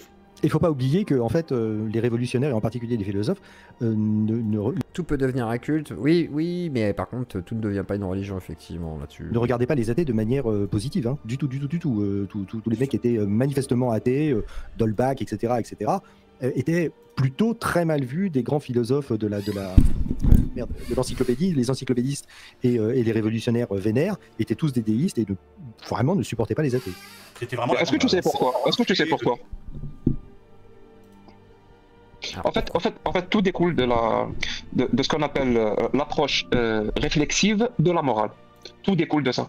Parce que, on va dire pratiquement toute l'histoire de la philosophie, il y a eu cette approche-là, réflexive de la morale. Il n'y a que depuis quelques dizaines d'années, et vraiment, je parle en dizaines d'années, que cette approche-là commence à changer, à disparaître grâce à la science. C'est-à-dire cette approche réflexive d'expliquer qu'il y a quelque part une morale objective qui doit exister. Et cette pensée-là, inévitablement, tu vas reposer toute ta vie sur cette vision-là, et elle-même, elle va t'amener à ce que Dieu doit exister finalement. Si une morale objective existe, donc Dieu doit exister. C'est-à-dire, quelque part, si tu nies que Dieu ou tu ne crois pas en Dieu, tu vas nier cette objectivité de la morale, c'est-à-dire une morale qui existe quelque part, qui est complètement objective. Donc, ça veut rien dire une morale objective, effectivement. Ceux qui pensent qu'il y aurait une morale objective, vous allez vous casser la tête. Hein. Ça va t'amener comme une pente glissante par rapport aux autres. Et c'était vraiment l'approche réflexive de la morale. C'est ce qui est, jusqu'à quelques dizaines d'années, c'était l'approche la plus, pratiquement la seule approche qui existait. Même aujourd'hui. De quoi Nietzsche, généalogie de la morale tu veux dire quoi? Comment il a analyser les morales pour les démonter, montrer qu'elles étaient effectivement toutes un petit peu teintées, alors soit de domination, de ci, de ça. Qu'est-ce que tu veux dire par généalogie de la morale? Parce que c'est un peu... Parce que c'est vaste en plus, il évoque beaucoup de choses dans généalogie de la morale. Moi, je me souviens d'un passage sur l'homme arien, je crois, l'homme un peu suprême et tout, dans ce livre qui était assez marrant d'ailleurs, assez satirique, on pourrait dire. Au sein de la philosophie, et cette approche-là, elle existe encore. C'est-à-dire que c'est très difficile de trouver des vrais sceptiques, dans le sens du terme. Parce que le mot sceptique veut dire quelqu'un qui n'a pas de vérité absolue. C'est ça le mot sceptique, qui n'a pas de vérité absolue. Et forcément, il faut que ça inclue aussi la morale. Il n'y a pas de morale absolue. Si tu crois à la morale absolue ou la morale objective, tu n'es plus sceptique. Et ça fait que depuis quelques dizaines d'années qu'on arrive à formuler ça. L'objectivité, si, on pourrait le définir. L'objectif, enfin, quelque chose d'objectif. Pour moi, ça existe. Enfin, c'est peut-être pas le bon terme, objectif. Quelque chose de factuel, on va dire. Quelque chose que tu peux répéter par la démonstration et tout. Du coup, on est dans le cadre scientifique, tu vois. Donc là, ça devient objectif, c'est objectivable, voilà, ça devient un objet, on va dire, de constat. Mais est-ce que le terme objectif est pareil? Oui, ça c'est les trucs qui sont utilisés pour essayer de dire, bon, on a raison, c'est objectif. Et grâce à la science, encore une fois, qu'on arrive à comprendre que la morale n'est juste qu'un sens. C'est tout. C'est un sens qui existe, que la nature a doté les êtres vivants. Parce qu'il y a des proto-morales chez certains animaux, il y a aussi le sens moral chez l'être humain, juste pour favoriser l'espérance de vie ou je sais pas quoi, la survivabilité de l'espèce. C'est tout. Je sais pas ce que j'ai été clair ou pas. Oui. Je sais que ce que je vois n'est pas objectif. Par contre, ce qui est mesurable, on va dire, je sais pas, tu peux mesurer plein de choses. Tu vois. Mais par exemple, effectivement, les couleurs que je perçois ne sont pas réellement les couleurs que je perçois. Voilà, les couleurs n'existent pas vraiment en fait. Rapidement, moi j'ai un truc pour Greg. Il a l'air de concevoir, d'admettre que les religions, ça vient de simples êtres humains, et pourtant il se définit comme chrétien, donc comme croyant. Et ça, j'avoue, morale universelle au lieu d'objective. Non, parce qu'il n'y a pas de morale universelle. Morale universelle. Qu'est-ce que ça voudrait dire? Peut-être tu vas dire quoi? La morale humaine, finalement. C'est tout. Une morale universelle, non. Il y a une morale humaine qui va être teintée, nuancée. Il y a 50 nuances de morale humaine, on va dire. Mais ça veut rien dire. La morale naturelle, certains diraient, tu vois, c'est les musulmans m'avaient sorti ça dans un débat, je me souviens, il y en avait un qui m'avait dit, oui, il y a une morale naturelle. Genre, je sais pas, la mère, elle mange pas son petit, ou je sais pas quelle connerie et tout. Et je lui disais, bah non, parce que je sais pas, par exemple, le viol, nous on viole pas. Le viol dans la nature est quelque chose de tout à fait normal. Voilà, c'est, je sais pas, le requin va aller chercher la requine, il va la mordre, la pénétrer violemment, les punaises vont faire un gangbang géant, je peux le dire sur TikTok, on n'a pas le droit de dire, mais ils vont faire un gangbang géant et péter une carapace pour faire tout, voilà, pour faire boucaquer à madame. Est-ce que c'est vraiment moralement ce qu'on voudrait? Je sais pas, les dauphins, voilà, plein de choses, c'est... Voilà, la nature est atroce. Si jamais on regardait, nous, notre morale humaine, la nature est totalement immorale, amorale, il y a plein de choses qui ne vont pas, et même quand on parle de proto-morale chez les animaux, non, on projette des choses qu'on voit chez nous, on se dit, voilà, ils protègent le petit, par exemple, ils protègent un bébé, le groupe protège un bébé, mais en fait, ils perpétuent l'espèce, mais il n'y a pas de morale derrière, c'est juste, il faut protéger l'espèce. Ils se disent pas, ah, je l'aime, c'est mon petit à moi, Non, il a été programmé pour réagir comme ça, en fait, pour protéger son espèce. Mais comme nous on voit un petit bébé d'homme, voilà, un bébé d'homme qui se balade, voilà, il a zizi à tout, il a 2 ans. Tu le récupères, tu lui mets une couche, il dit non, on se balade pas comme ça et on va t'éduquer quand même. Et tu vas essayer de, effectivement, le faire grandir dans une société d'hommes pour l'intégrer dans la société, parce qu'il fait partie de la société et que tu as envie qu'il soit à peu près normal. Mais c'est pas une morale naturelle, non, ça n'existe pas, il n'y a pas de morale. Ça, c'est dans nos têtes. Ça, c'est un truc que j'ai remarqué. Il y a plein de gens, ils se disent, mais si, on est né, on sait instinctivement qu'il faut pas faire du mal à l'autre. Non, c'est pas vrai. Si je te mets dans une société où instinctivement on dit qu'il faut mettre des gifles aux gens parce que t'es pas d'accord, tu vas mettre une gifle au gars parce que t'es pas d'accord, parce que culturellement c'est acquis. Et c'est quelque chose qui est totalement environnemental en fait. Donc je me dis, à un moment donné, faut arrêter. Enfin, faut arrêter d'imaginer qu'il y a une morale qui est intrinsèque à la nature et tout. C'est faux, en fait. Non, il n'y a pas de morale intrinsèque. C'est à la base, il n'y a rien d'inné, quoi. Proto-morale existe chez certains animaux et c'est pas une projection. Oui, mais qu'est-ce qu'on appelle une proto-morale, tu vois? Du coup, enfin, j'imagine qu'il y a des morales, c'est-à-dire, oui, ils se disent, voilà, on va faire des concepts. En fait, ils conceptualisent de la morale, effectivement, autour de comment ils fonctionnent en société. Mais, est-ce que ça veut dire que, du coup, ouais, pourquoi pas? Pourquoi pas?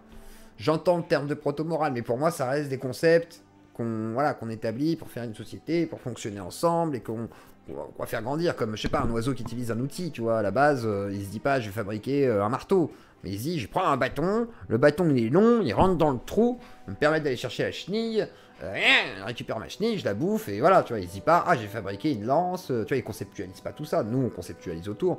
Donc, est-ce que la morale d'un animal va être conceptualisée, du coup, c'est la question que je te pose, vu que tu as l'air d'être au courant du sujet. Est-ce qu'il conceptualise, du coup, comme nous, on va se dire, ah, on va être moraliste parce que il y a des raisons morales, et qui sont invoquées, est-ce que l'animal peut invoquer, façon de parler, donc des raisons morales, donc des concepts, pour justement justifier des comportements sociaux. Voilà, la question est posée.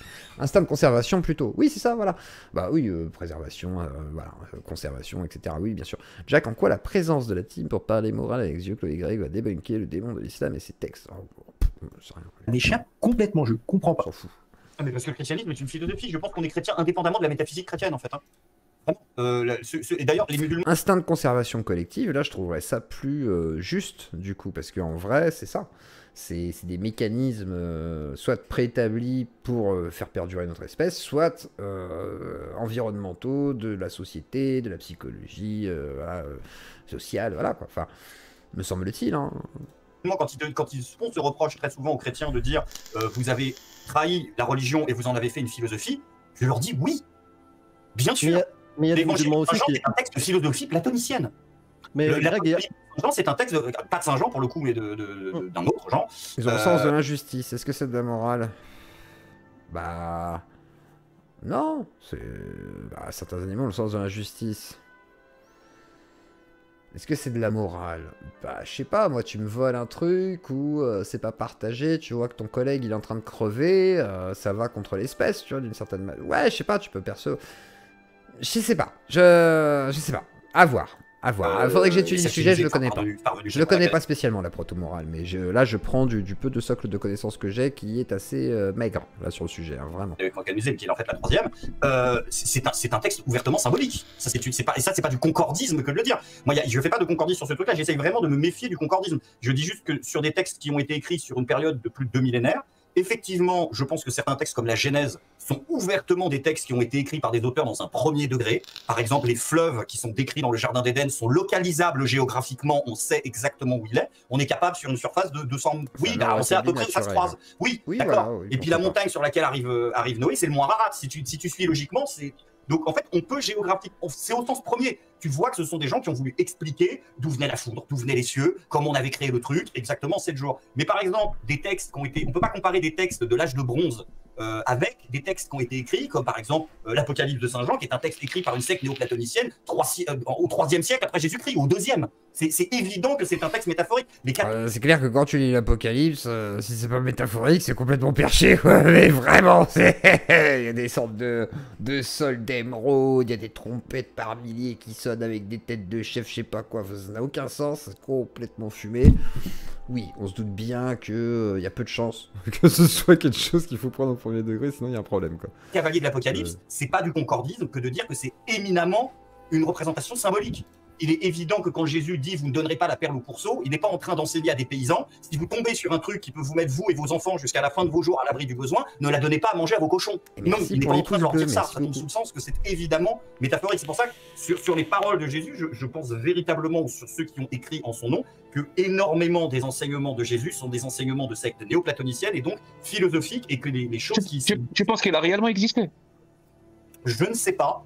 Je pense qu'il y a probablement eu quelque chose. Parce que la rumeur est quand même un peu énorme, un peu folle. Elle s'est un petit peu... Ça veut dire quoi, il y a eu quelque chose? Je comprends pas. Soit il a existé, soit il n'a pas existé. Le consensus historique... Et il a existé juste son pied. Je comprends pas, il y a eu quelque chose. Pardon. C'est un prestidigitateur. Ce que je dis, c'est qu'il peut très bien déjà y avoir eu quelqu'un qui a existé, qui a prôné ses enseignements, sans que cette personne ait eu la vie historiquement écrite par les gens qui ont écrit les évangiles. Là-dessus, je peux en entendre. C'est-à-dire des gens qui ont marqué des événements historiques avec des actes un petit peu incroyables, je sais pas, des prestidigitateurs, des révolutionnaires, machin, et on te fait un Jésus autour de tout ça, on fait un gloubi-bougla. Pourquoi pas? À la limite, ça, c'est possible, peut-être. J'avais vu que certains disaient que oui, Jésus aurait existé. Alors, Jésus qui existe, perso, j'y crois pas. C'est-à-dire, Jésus, Jesus, il existe. Non, je pense que ça c'est du pipeau, c'est du bullshit, c'est pour faire plaisir aux cathos. Par contre, qu'on prenne des gens qui ont existé pour raconter l'histoire d'un gars, machin, oui, pourquoi pas, inspiré de faits historiques, on va dire, et derrière, voilà, on crée l'entité Jésus. À la limite, c'est une sorte de MCU, quoi. Voilà. Je ne pense pas que le mec soit né d'une femme. Donc le Jésus de la Bible n'a pas existé. Bah, le Jésus de la Bible, non, puisque déjà, il est né d'une femme qui n'a pas connu l'adultère. C'est scientifiquement et empiriquement impossible. Donc déjà, sur ce point-là, le Jésus de la Bible ne peut pas avoir existé tel qu'il personnage conceptuel, voilà, est écrit. Et déjà, les 4 versions sont différentes. Donc en plus de ça... Donc sur ce point-là, c'est faux. Ce que la Bible a écrit, c'est faux. Bah, le Ça récit dépend. Ça de dépend. Jésus est lacunaire et porte des contradictions, oui. Non, est-ce que c'est faux? Parce que c'est ce que la Bible écrit. Bah, Donc c'est faux. La Bible a écrit quelque chose de faux. Non, mais Jack, le problème, c'est quand tu dis. Vraiment, j'étais un mythiste. Hein. J'étais partisan de la thèse mythiste que le bonhomme a jamais existé, que le récit a été entièrement inventé ensuite par des gens, etc., etc. Je suis revenu là-dessus grâce ou à cause d'auteurs, en particulier un monsieur qui s'appelle Bart Ehrman, qui est le grand spécialiste des évangiles, justement de la symbolique et de la construction mythique et métaphysique, etc., des récits de la Bible, du Nouveau Testament, etc., la construction des récits dans le Nouveau Testament. Donc manifestement, il y a un rabbi, effectivement, qui a enseigné des trucs. Alors dire, en étant certain que ce que disent les évangiles de son enseignement, ce sont deux choses différentes. On est à peu près certain un petit chouïa là sur Jésus. Sur des croix représentées. Ça, on s'en fout un petit peu. Hop, évidemment, il y a eu un bonhomme. Jésus, on s'en fout de Jésus. Non, mais dis donc. C'est pour ça, Greg, le danger. Aussi parce qu'on leur doit la vérité en tant qu'être humain. Exactement. On ne doit pas leur faire passer des vessies pour des lanternes. Moi, je ne crois pas qu'on doive la vérité aux gens en tant qu'être humain. Je pense que si les gens ont envie de croire ça, ils croient ça. Et c'est pour ça que, par exemple, moi, je trouve que c'est très bien, en fait, le pas d'amalgame, même si c'est faux. C'est très bien. Il n'y a pas de problème. Il faut laisser aux gens la possibilité de croire que... Et là, je vais être d'accord avec Greg. Alors, je sais que Jack, s'il est sur son clavier et qu'il m'entend, va s'en saisir très bientôt pour dire « Mais non ! Tu as tort !» Mais là, je pense qu'il a pas de tort. Il va donner un exemple intéressant avec sa maman. Et c'est un peu le questionnement que j'ai, moi, vis-à-vis de tout ça. C'est-à-dire, moi, je veux bien qu'on remette en question, du coup, les religions et tout. Moi-même, je critique allègrement, je me fais plaisir, hein, je veux dire, d'aller débattre, de dire à quel point, peut-être, je pense que, bon, ça n'a pas l'air d'être juste. Pourquoi tu penses ça? Pourquoi tu crois ça? Voilà. Mais, à l'inverse, je pense qu'il faut être extrêmement... comment dire? Il faut garder une empathie et c'est peut-être pas évident, je pense, quand tu fais que ça. Quand par exemple, c'est vrai que Jack, lui, c'est devenu une sorte de métier hein, à plein temps d'aller critiquer l'islam et tout. Je pense que tu perds une part d'empathie parce qu'effectivement, tu les fais à la chaîne, les gens, en fait, c'est pas la même chose. Et que là, forcément, Greg, lui, va prendre le point de vue de gens qu'il va connaître, etc.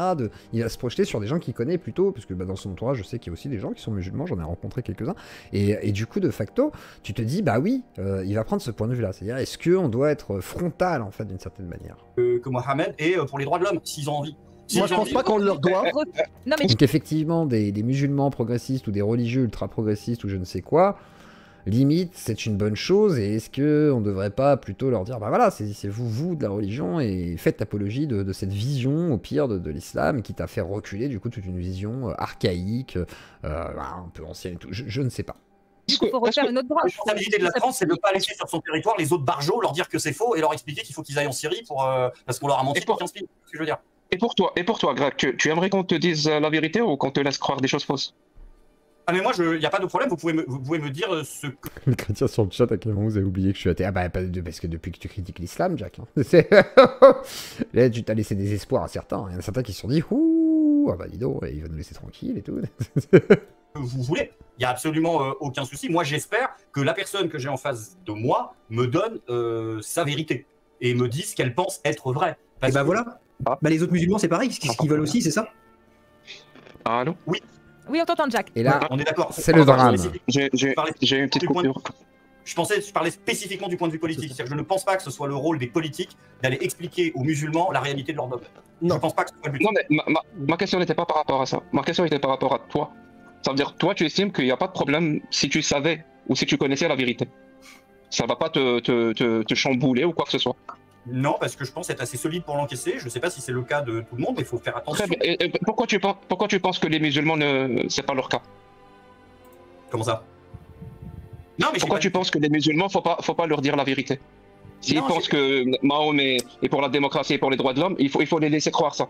Non. On va écouter la suite tout de suite, mais n'hésitez pas à mettre un pouce bleu comme le rappelle Emmet, effectivement. Et si vous voulez soutenir Ozio Claudie, vous pouvez le faire par PayPal, Tipeee, Tipeee Stream. Je relance une dernière fois et on continue la suite. Mais voilà, vous pouvez soutenir la chaîne, c'est important pour, effectivement, d'une, la liberté d'expression, de deux, pour continuer, effectivement, de vous proposer du contenu de toutes sortes et organiser encore des débats, etc. Greg, Bégodeau prochainement et bien d'autres choses. Je peux vous dire aussi peut-être du astronomique, monsieur Sam. Je parle pas de ça. Je parlais spécifiquement, je parlais là vraiment de politique. C'est-à-dire que je dis, ce n'est pas pour moi le rôle des politiques dans la société française, par exemple, d'aller expliquer. Mais ça, on est d'accord sur ça. Moi, je te parle pas de ça. Je te parle vraiment. Pourquoi tu penses qu'on ne devrait pas dire la vérité aux musulmans qui croient que Mohammed est pour la démocratie et les droits de l'homme? Pourquoi eux ne peuvent pas encaisser? Je comprends pas. Non, c'est pas ce que j'ai dit. Vous avez la légitimité de le faire. Un homme politique, non. Vraiment, je n'ai rien dit de plus que ça. Je défendais juste que politiquement, je ne vois pas la nécessité d'aller mettre le nez dans leur caca à des gens. Les gens, s'ils veulent être politiquement ou homme politique, parce que c'est pas pareil. Aux hommes politiques, je parlais vraiment des messages des hommes politiques. Je ne vois pas la finalité politique pour des politiciens d'aller faire de la. Et politiquement. Comment ça, politiquement? Est-ce que politiquement... Et là, on va rentrer dans le cœur du débat, et vous allez voir, ça va être intéressant. On doit parler de la vérité sur ce que les textes sunnites disent de Mohammed ou pas, politiquement. Ah ben oui, toi tu as le droit. Bien sûr, il n'y a pas de problème, mais tout le monde a le droit. J'ai même pas dit que les politiciens n'avaient pas le droit. Je dis que le move est complètement contre. On parle pas de droit. Est-ce qu'on doit le faire ou pas? Est-ce qu'on doit le faire?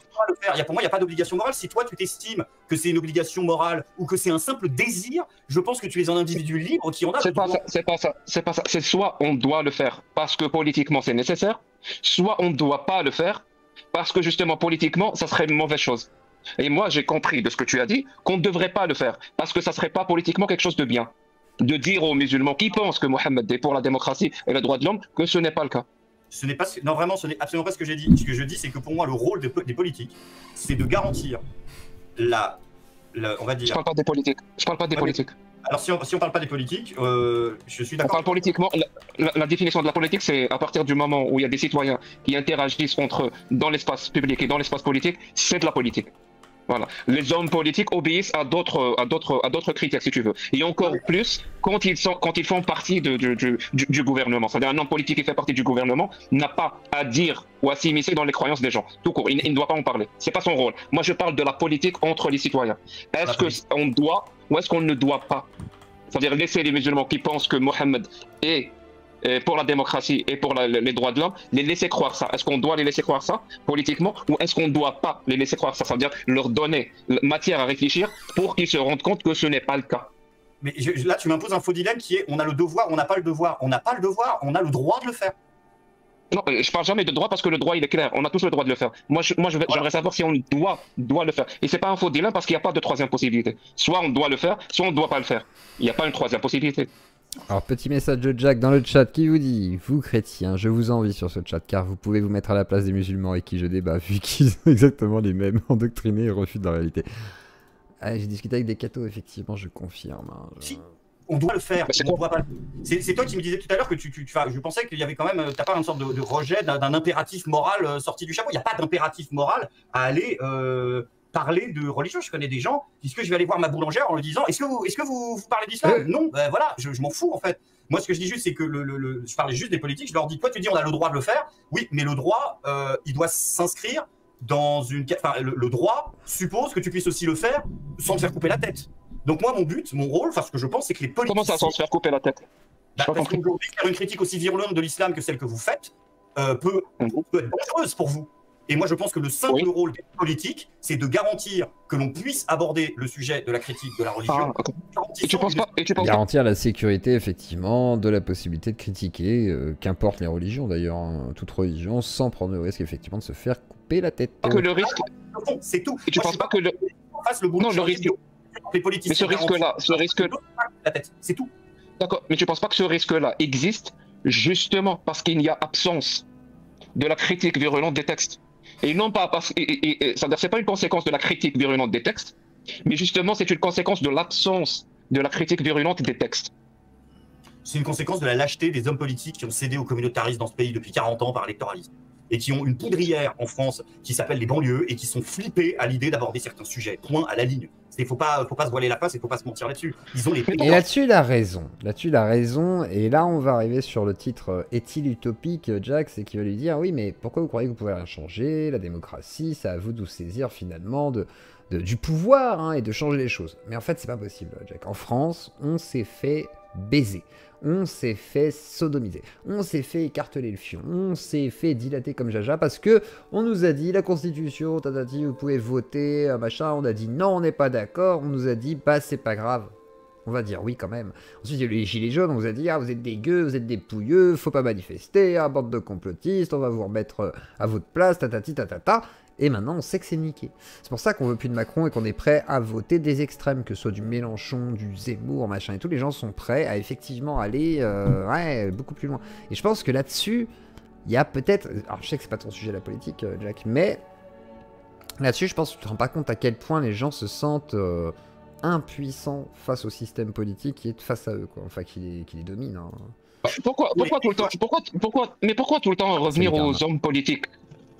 Vous êtes citoyen d'un pays démocratique. C'est-à-dire vous aussi, vous pouvez faire quelque chose. Je vois pas pourquoi c'est soit l'homme politique qui va te donner de la solution. On peut rien faire, en fait. Je vois pas ce qu'on peut faire. Je vois pas. Là, aujourd'hui, il faudrait me dire qu'est-ce qu'on peut faire, nous, en France, pour changer les choses de manière conséquente sur des sujets de société actuelle, pour que voilà, l'État se saisisse, n'ait plus peur des quartiers, fasse ce qu'il faut. Machin. Je vois pas. Ou c'est l'homme politique qui va te mettre dans la merde. Et le citoyen dans tout ça, il est quoi? C'est un enfant. Non, le citoyen, il est considéré comme une merde. Moins bien qu'un enfant. C'est voilà. Alors, le citoyen n'est pas un enfant. L'électeur est un enfant. Le citoyen n'est pas. Ce que je dis, c'est que je n'arrive pas à comprendre ton impératif de est-ce que tu as ou est-ce que j'ai le devoir de le faire ou pas. Moi, je pense que la société dans son ensemble a le devoir de produire un discours extrêmement critique de toutes les religions, et peut-être même en particulier de l'islam. C'est-à-dire que ce que je te dis, c'est, en tant que groupe social, nous avons le devoir de produire un contre-discours à l'islam. Bon, voilà, vous êtes d'accord. Et individuellement, chacun d'entre nous... Très bien. Ça veut dire que tu es d'accord avec ce qu'on fait, et donc même les musulmans qui pensent que Mohammed est pour la démocratie et pour les droits de l'homme, eux aussi, il faut critiquer leur discours qui est complètement faux. On a le devoir de le faire. En tant que société, oui. En tant qu'individu, je ne vais pas aller voir un individu et lui dire, toi, là, dans la rue, tu as le devoir de le faire. Puisque vous le faites. Oui, mais la société est composée d'individus, donc... Oui, mais il faut que des gens le fassent. Mais il ne faut pas que... Je ne vais pas aller, si tu veux, voir un individu et lui faire le reproche moral de ne pas s'emparer de ce sujet-là, comme il pourrait ne pas s'emparer de plein d'autres sujets. La société a le devoir, je pense... Je ne peux pas voter à mon sondage. Je n'ai pas le droit de voter à mon sondage. C'est interdit sur YouTube. Contre-discours aux extrémismes, aux radicalités religieuses, quelles qu'elles soient, et en plus de ça, particulièrement en France. C'est tout. Et le pouvoir politique a le devoir de garantir que des gens puissent le faire en sécurité et avec, on va dire, une représentativité peut-être même égale en matière de temps de parole ou autre. C'est tout. Mais il n'y a pas de responsabilité individuelle de chaque individu. Chaque individu ne devrait pas être un islamo-critique en France. Il y a un parasite. Est-ce que c'est moi ou... Non, c'est Greg, c'est Greg. Ah, c'est Greg, ok. Regarde, il y a un parasite au niveau du son. Bah là, c'est fini, là. C'est bon. J'ai rapproché le micro. Ok, j'ai éloigné le micro. Bah voilà, c'était l'ensemble. Mais oui, Qu'est-ce qu'il dit? Je pensais que tu parlais du gros malaise.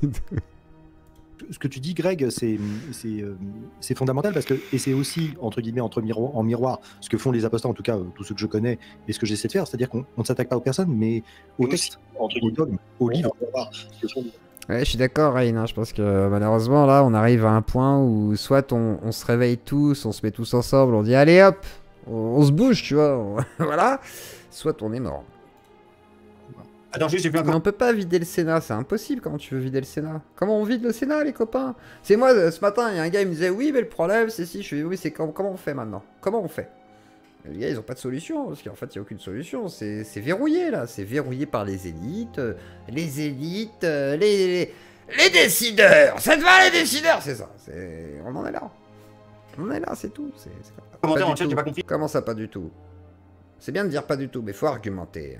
L'auto qui dit Greg avait parlé de régulation de l'apostasie. Ça m'étonnerait, je sais même pas ce que veut dire cette phrase. Oui. Bienvenue sur Internet, Greg. Lâche la fin. Moi, j'ai démarré l'ordinateur alors que ça crépitait chez Greg. Enfin, bref. Je n'ai pas dit ça, je crois. Je sais pas même ce que ça veut dire. Non, mais il y a des fois des commentaires. Greg, pardon-moi, Greg, je comprends ce que tu dis. Des fois, il y a Il y a des personnes qui peuvent avoir une image idéalisée d'une personne ou d'un fait, etc. Et ces personnes-là se trompent. Dans certains cas, ça ne prête pas à conséquence de les laisser croire, alors que c'est faux ce qu'ils croient. Dans certains cas, mais c'est des cas qui sont extrêmement rares et extrêmement marginaux. Au niveau de quelque chose d'aussi important que l'image du prophète, leur laisser croire que le prophète était pour la démocratie, pour ceci, pour cela, et dire on ne va pas leur casser leurs rêves, leurs délires, parce que c'est les enfants, ils ne sont pas capables d'entendre la vérité. Non, là, c'est un devoir que d'informer les gens. Je pense que c'est pas ce qu'il dit. Il se dit, si jamais ils ont une religion qui s'adapte à la société, est-ce que c'est vraiment une nécessité de leur enlever, on va dire. Je pense que c'est plus dans ce sens-là. Sur qui était le prophète, sur le dogme qu'il a laissé derrière lui. C'est un devoir. C'est même quasiment une obligation, parce que ça a des conséquences sur des sociétés entières, sur des pays entiers. Et on peut pas se taire.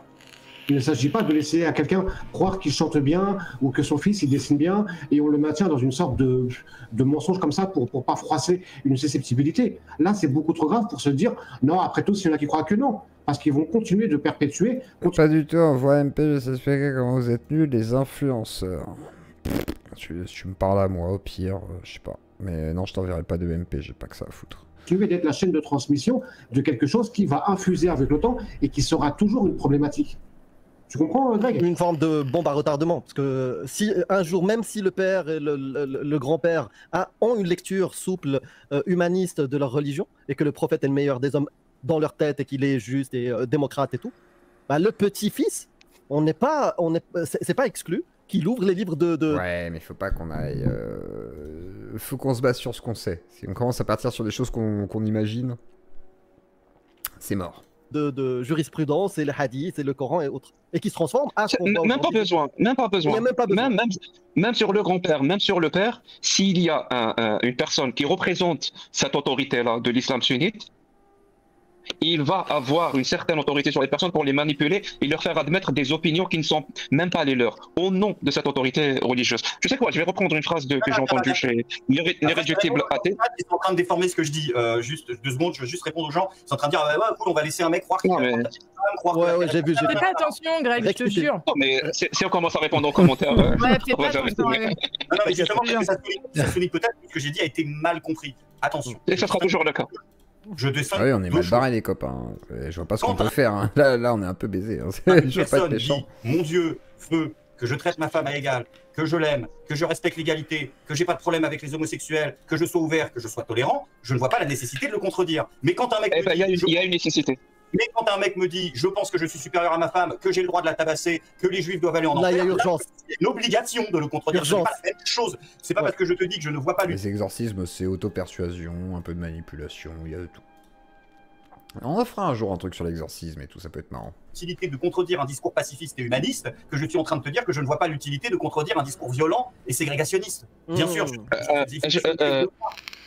Je vais... Un mec qui te dit Allah m'a dit que je pouvais tabasser ma femme, vous avez le devoir d'aller lui expliquer que son Dieu, que ça c'est de la merde en fait. L'urgence. Un mec qui dit moi je crois que Allah me demande de chérir ma femme et de la considérer à égale, toi qui vas lui mettre le nez dans le caca, je te dis quelle est la balance bénéfice-risque. Bah là, peut-être que quand il va aller voir le texte, il va dire en fait il a raison, c'était de la merde, mais bon, c'était quand même les mecs qui font du... Bah du coup mon imam en fait je vais aller en voir un autre parce qu'effectivement c'est foutu de ma gueule et peut-être que le mec peut se radicaliser. Oui.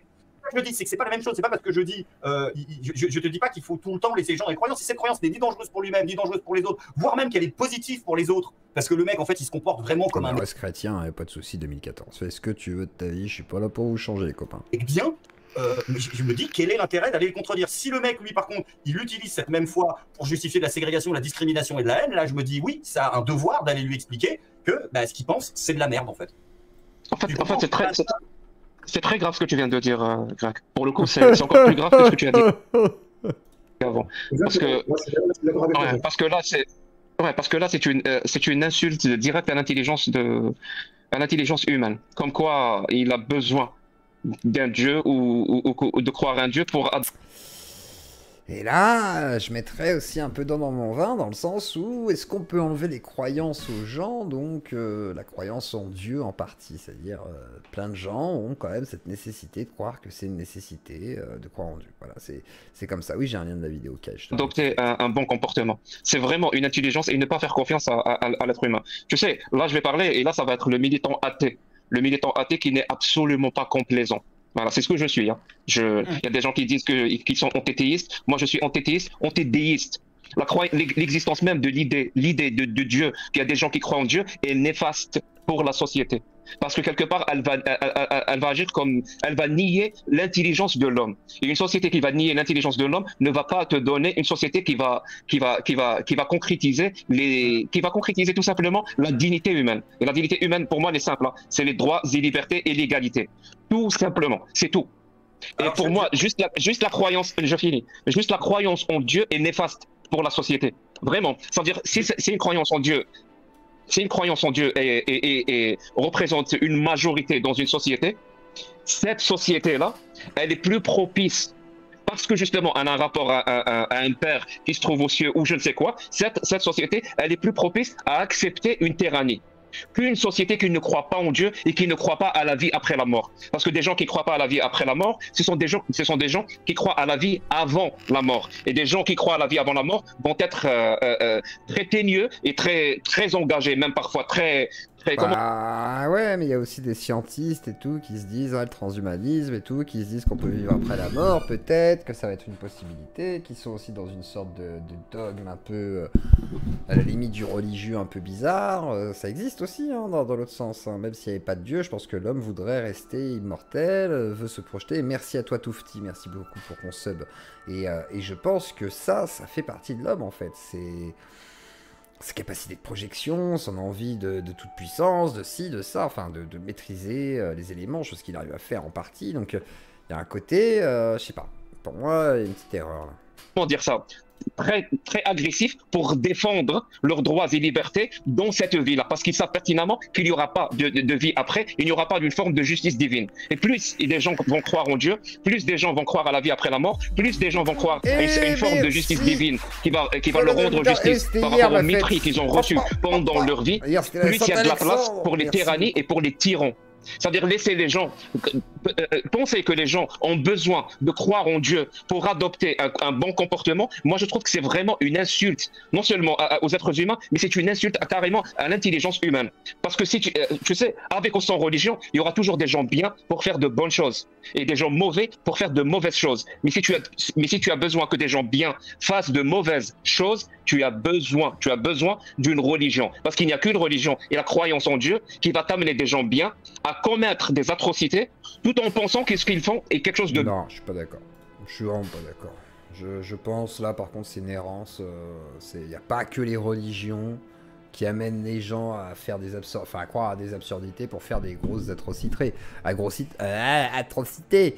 Je pense que n'importe quelle idéologie, voilà, qui va devenir dogmatique, voilà, va amener à des comportements totalement débiles, la manipulation, hein, la soumission à l'autorité, machin et tout.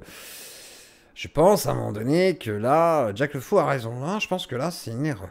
Je pense que c'est tous les dogmes, doctrines, ouais, je sais pas, dogme, je sais pas, doctrine, je suis pas sûr. Doctrine, c'est plus... Je pense que c'est plus le dogmatisme ouais, qui est problématique. Et après, l'endoctrinement, il y a l'extrémisme, j'en sais rien, la radicalité, voilà, tous ces trucs-là. Bien. Parce que justement, il y a ce rapport-là. Et la thune, la thune, non, c'est le pouvoir, en fait, c'est le rapport au pouvoir. C'est pas la thune. C'est le pouvoir. Tu retrouveras la même chose avec des gens qui n'ont pas de thunes. Hein. Tu prends des SDF, je sais pas, tu prends des zonards qui n'ont pas beaucoup de thunes. Celui qui va avoir du pouvoir parce qu'il brasse un petit peu, parce que si, parce que ça, ou qui représente quelque chose dans le groupe, aura plus de pouvoir, va essayer d'en jouir, va en avoir plus. C'est humain, c'est comme ça. Croyance. Et je finis juste avec une phrase que j'ai entendue chez les réductibles à la télé, je vais changer. Lui, il a dit, si tu t'occupes pas de la politique va s'occuper de toi. Moi, je vais la reformuler parce que je suis algérien. Que si, oui, et les gens vont comprendre pourquoi je l'ai formulé comme ça et pourquoi j'ai dit parce que je suis algérien.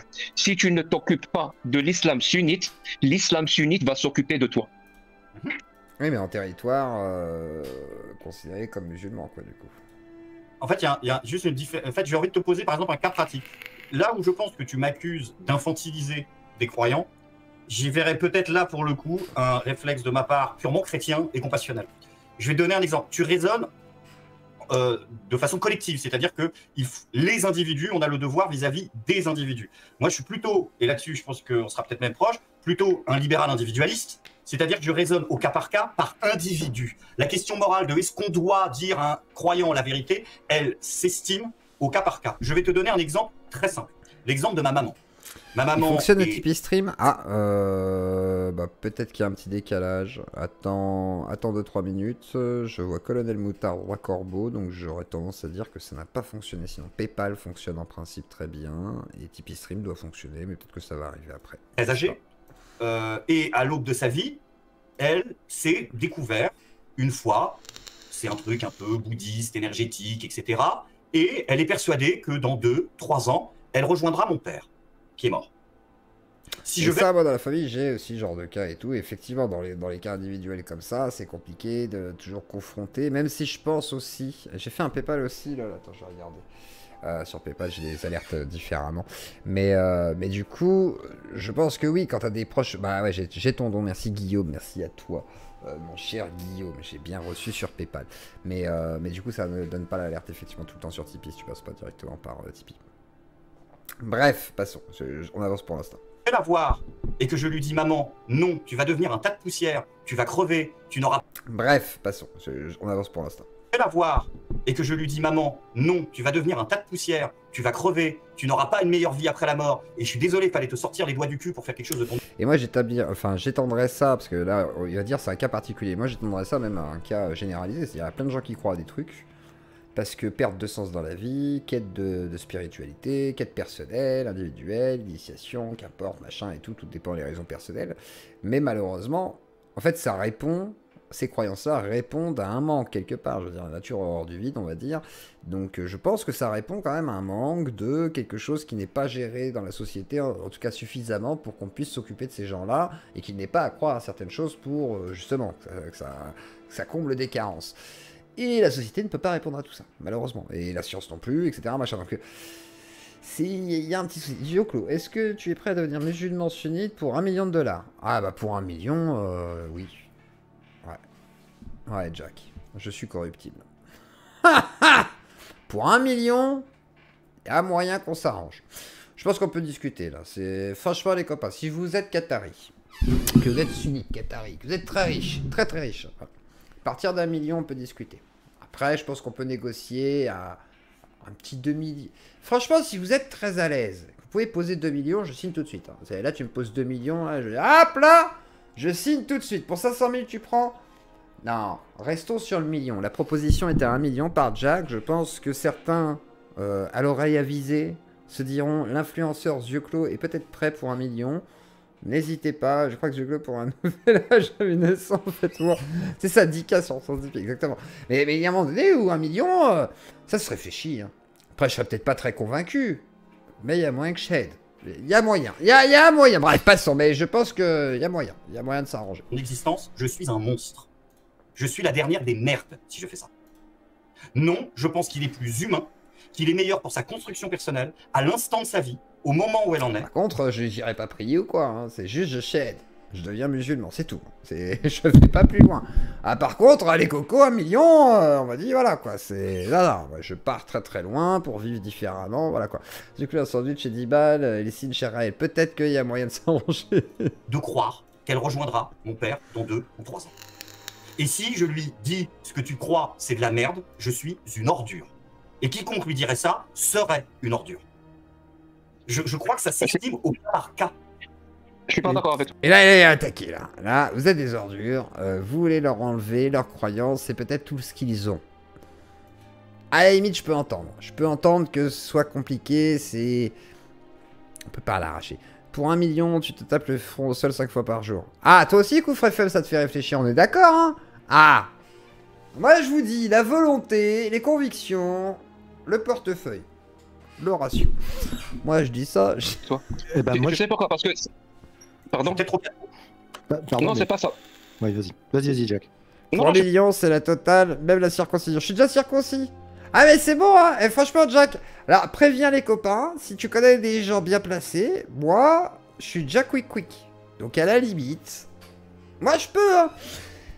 Je veux dire, j'ai déjà mon Coran qui est là, je suis déjà prêt. C'est pour 1 million, moi, s'il y en a un, franchement, écoute-moi, jeune Qatari, ou toi, jeune entrepreneur Qatari, investis en yeux clos. En plus, c'est un bon investissement. Je suis dans la sphère un peu apostat, je suis dans les sphères politiques, tatati, tata, je connais du monde. Voilà.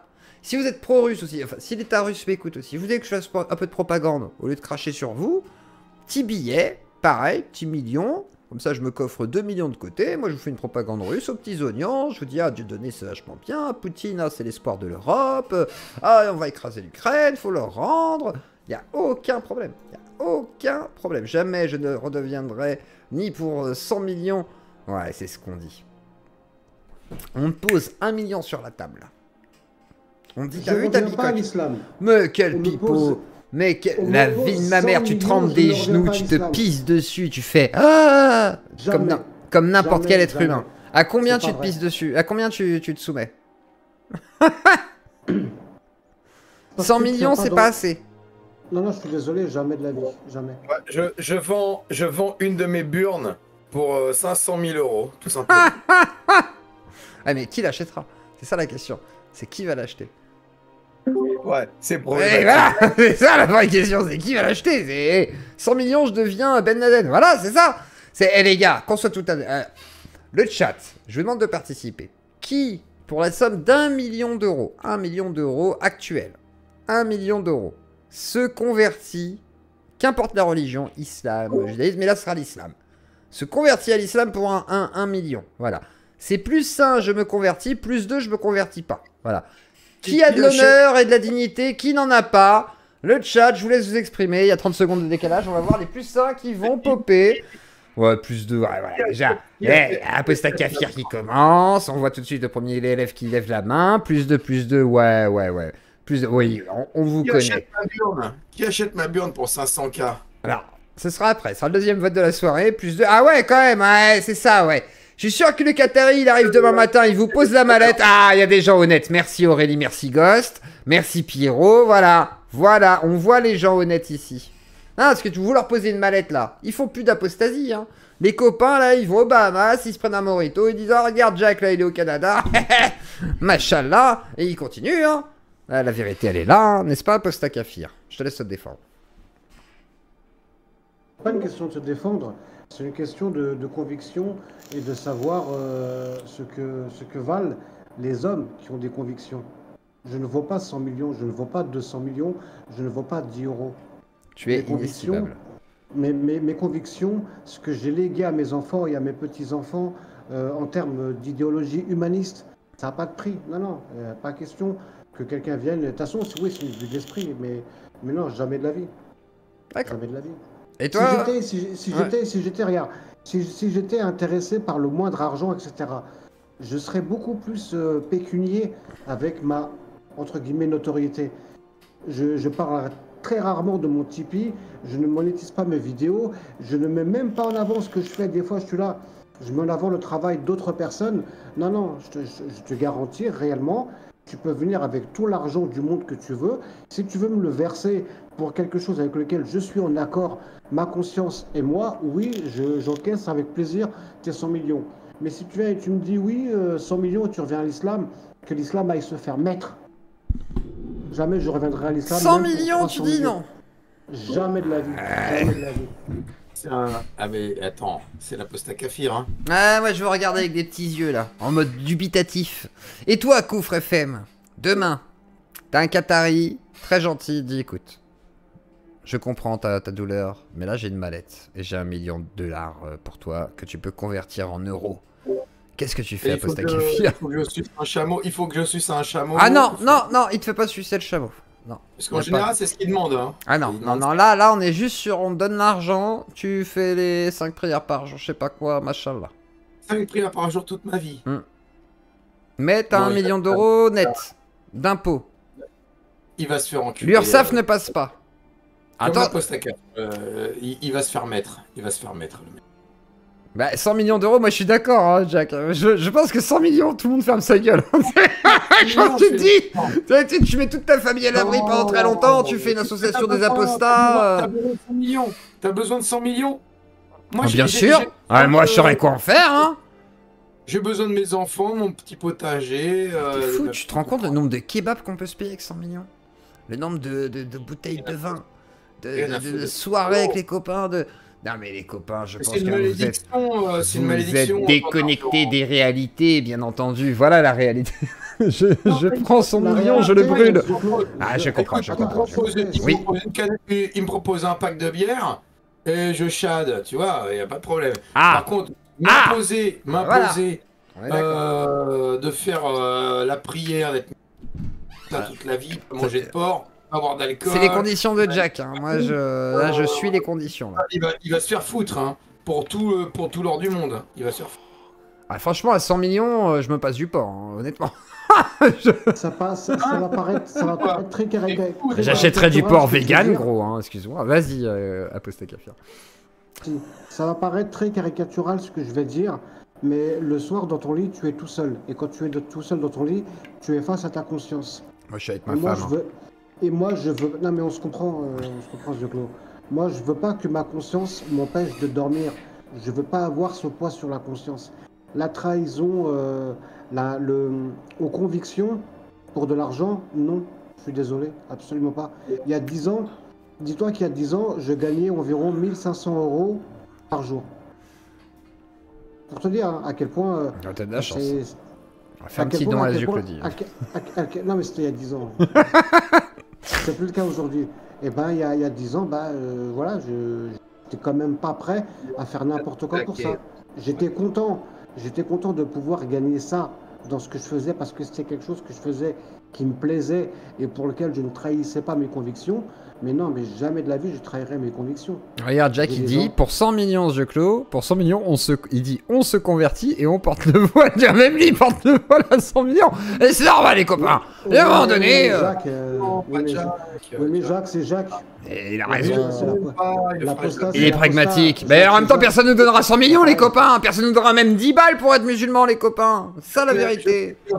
Alors après, il est pas là, Jack. Il monte pas. Il faut qu'il monte. Je suis persuadé que c'est que de la gueule et que pour 100 millions, jamais il fera ça. Mais bien sûr que si, il prendra le chèque, il ira aux Bahamas, il vous regardera, il fera chèque. Et il fera pas son livre, il dira c'est bon, j'ai pas besoin de faire le livre. Son voile, aux Bahamas, en voile. Bah oui. Bah oui. Mais il pourra se payer un climatiseur qui se déplace, qui le suit. C'est à ce prix-là. J'ai pas envie d'aller uriner sur la tombe mémorielle des 250 000, 300 000 morts durant la décennie noire. Même pour 300 millions, 400 millions, 500 millions. Bon, là, je vais pas faire de blagues parce que là, c'est trop sérieux. Si j'acceptais cette espèce de trahison idéologique et morale, c'est comme si j'allais faire pipi sur la tombe de toutes ces personnes-là. C'est hors de question, je suis désolé. J'espère que Jacques, il rigole, mais je pense qu'il plaisante. Mais oui, il rigole. Mais réellement, non, tu rigoles ou quoi? Il plaisante, c'est sûr. À un moment donné, les gars. Moi, je pense que déjà, personne ne proposera 1 million pour moi. Et moi, je pense quand même que même pour de la thune, je suis pas sûr que je me convertisse à quoi que ce soit. Mais bon, voilà. Mais si vous avez 1 million, proposez-moi. Je prendrai quand même. Oui. Moi, 1 million, je me convertis pas. 100 millions, je me convertis pas. Par contre, 10 balles sur mon Tipeee, bah juste, je suis content, je fais big up. Tu vois, comme toi d'ailleurs. Ou si tous les musulmans de France me donnent 1 euro pour me convertir, tous les musulmans de France, peut-être que ce serait mieux qu'1 million d'un seul homme. Vous voyez ce que je veux dire? Là, ce serait... Là, on verrait que l'islam, la Oumma, a envie que Zioclo soit des leurs. Et là, avec 20 millions de musulmans, 20 millions d'euros, moi je me dis oui, effectivement. Voilà, le soutien communautaire. Je te casse ton rêve, mais non. Les musulmans, vous laissez pas faire. Alors là, c'est de la corruption. Vous laissez pas faire parce que Zioclo va toujours dire ah, il manque un musulman. Ah, il manque 1 million. Il manque le million du musulman. Il va prendre la thune et jamais il va chiader. Ah si, je vais chiader. Ah si, je mangerai du porc en juif, mais je vais chiader. Hein. Je vais être là, je vais manger du bacon sous le bureau, mais je vais chiader quand même. Hein. T'inquiète, hein, je boirai du vin en cachette, c'est pas grave. Hein. Qu'est-ce que tu fais pour que je mette 1 euro sur ton Tipeee? Tu mets... un petit pipe. Hein. Petit pipe, hein. Je viens chez toi, je te... Ouais, je te satisfais. Est-ce que tu vas réciter la shahada? Non. Que dalle. Non, pas pour un bal. Pas pour un bal. Là, pour ce... Non, ma Zioclodie me soutiendrait bien plus que ça sans shahad. Voilà. Moi, ils savent que le Zioclo ne shahad pas comme ça. Il ne shahad qu'à la Zioclodie. Moi, j'ai shahad devant Zioclo, le Tout-Puissant, l'être suprême. Et comme le dit d'ailleurs... Ah tiens, Jack, il a dit d'ailleurs, soyez... calmez-vous un petit peu. Il Il faut pas prendre au sérieux. Bien sûr que c'était une blague. Il faut se détendre. bien Et sûr, effectivement, on se détend. On savait très bien que. Mais Jacques, t'inquiète, Jacques, je les jamais rassure. son âme. Mais, Bon, mais j'ai discuté avec MBS, il nous a prévu un très gros chèque. Très gros chèque. Donc voilà, on va s'arranger, Jack, t'inquiète pas. Donc voilà. Un jambon beurre, tu chades ou pas? Un jambon beurre, non, c'est pas suffisant. Non, moi, limite, si tu mets une bouteille de vin, un peu de sauce. Attends, je te donne les conditions de la chèvre. Tu m'amènes du chèvre. Plein de formes de chèvre, de toutes sortes. Chèvre sec et tout, machin, de toutes sortes. Ensuite, tu m'amènes un peu du saucisse lard. Tu m'amènes des crevettes bien préparées. Petit repas asiatique avec des sushis, tu me mets des petits gyoza, tu me mets des petits akao, tu me mets ce que tu veux, des trucs chinois, machin, tu me mets tout ça. Tu me prépares du vin, quelques stocks de vin, même des caves à vin entières et tout. Moi, je cède, hein.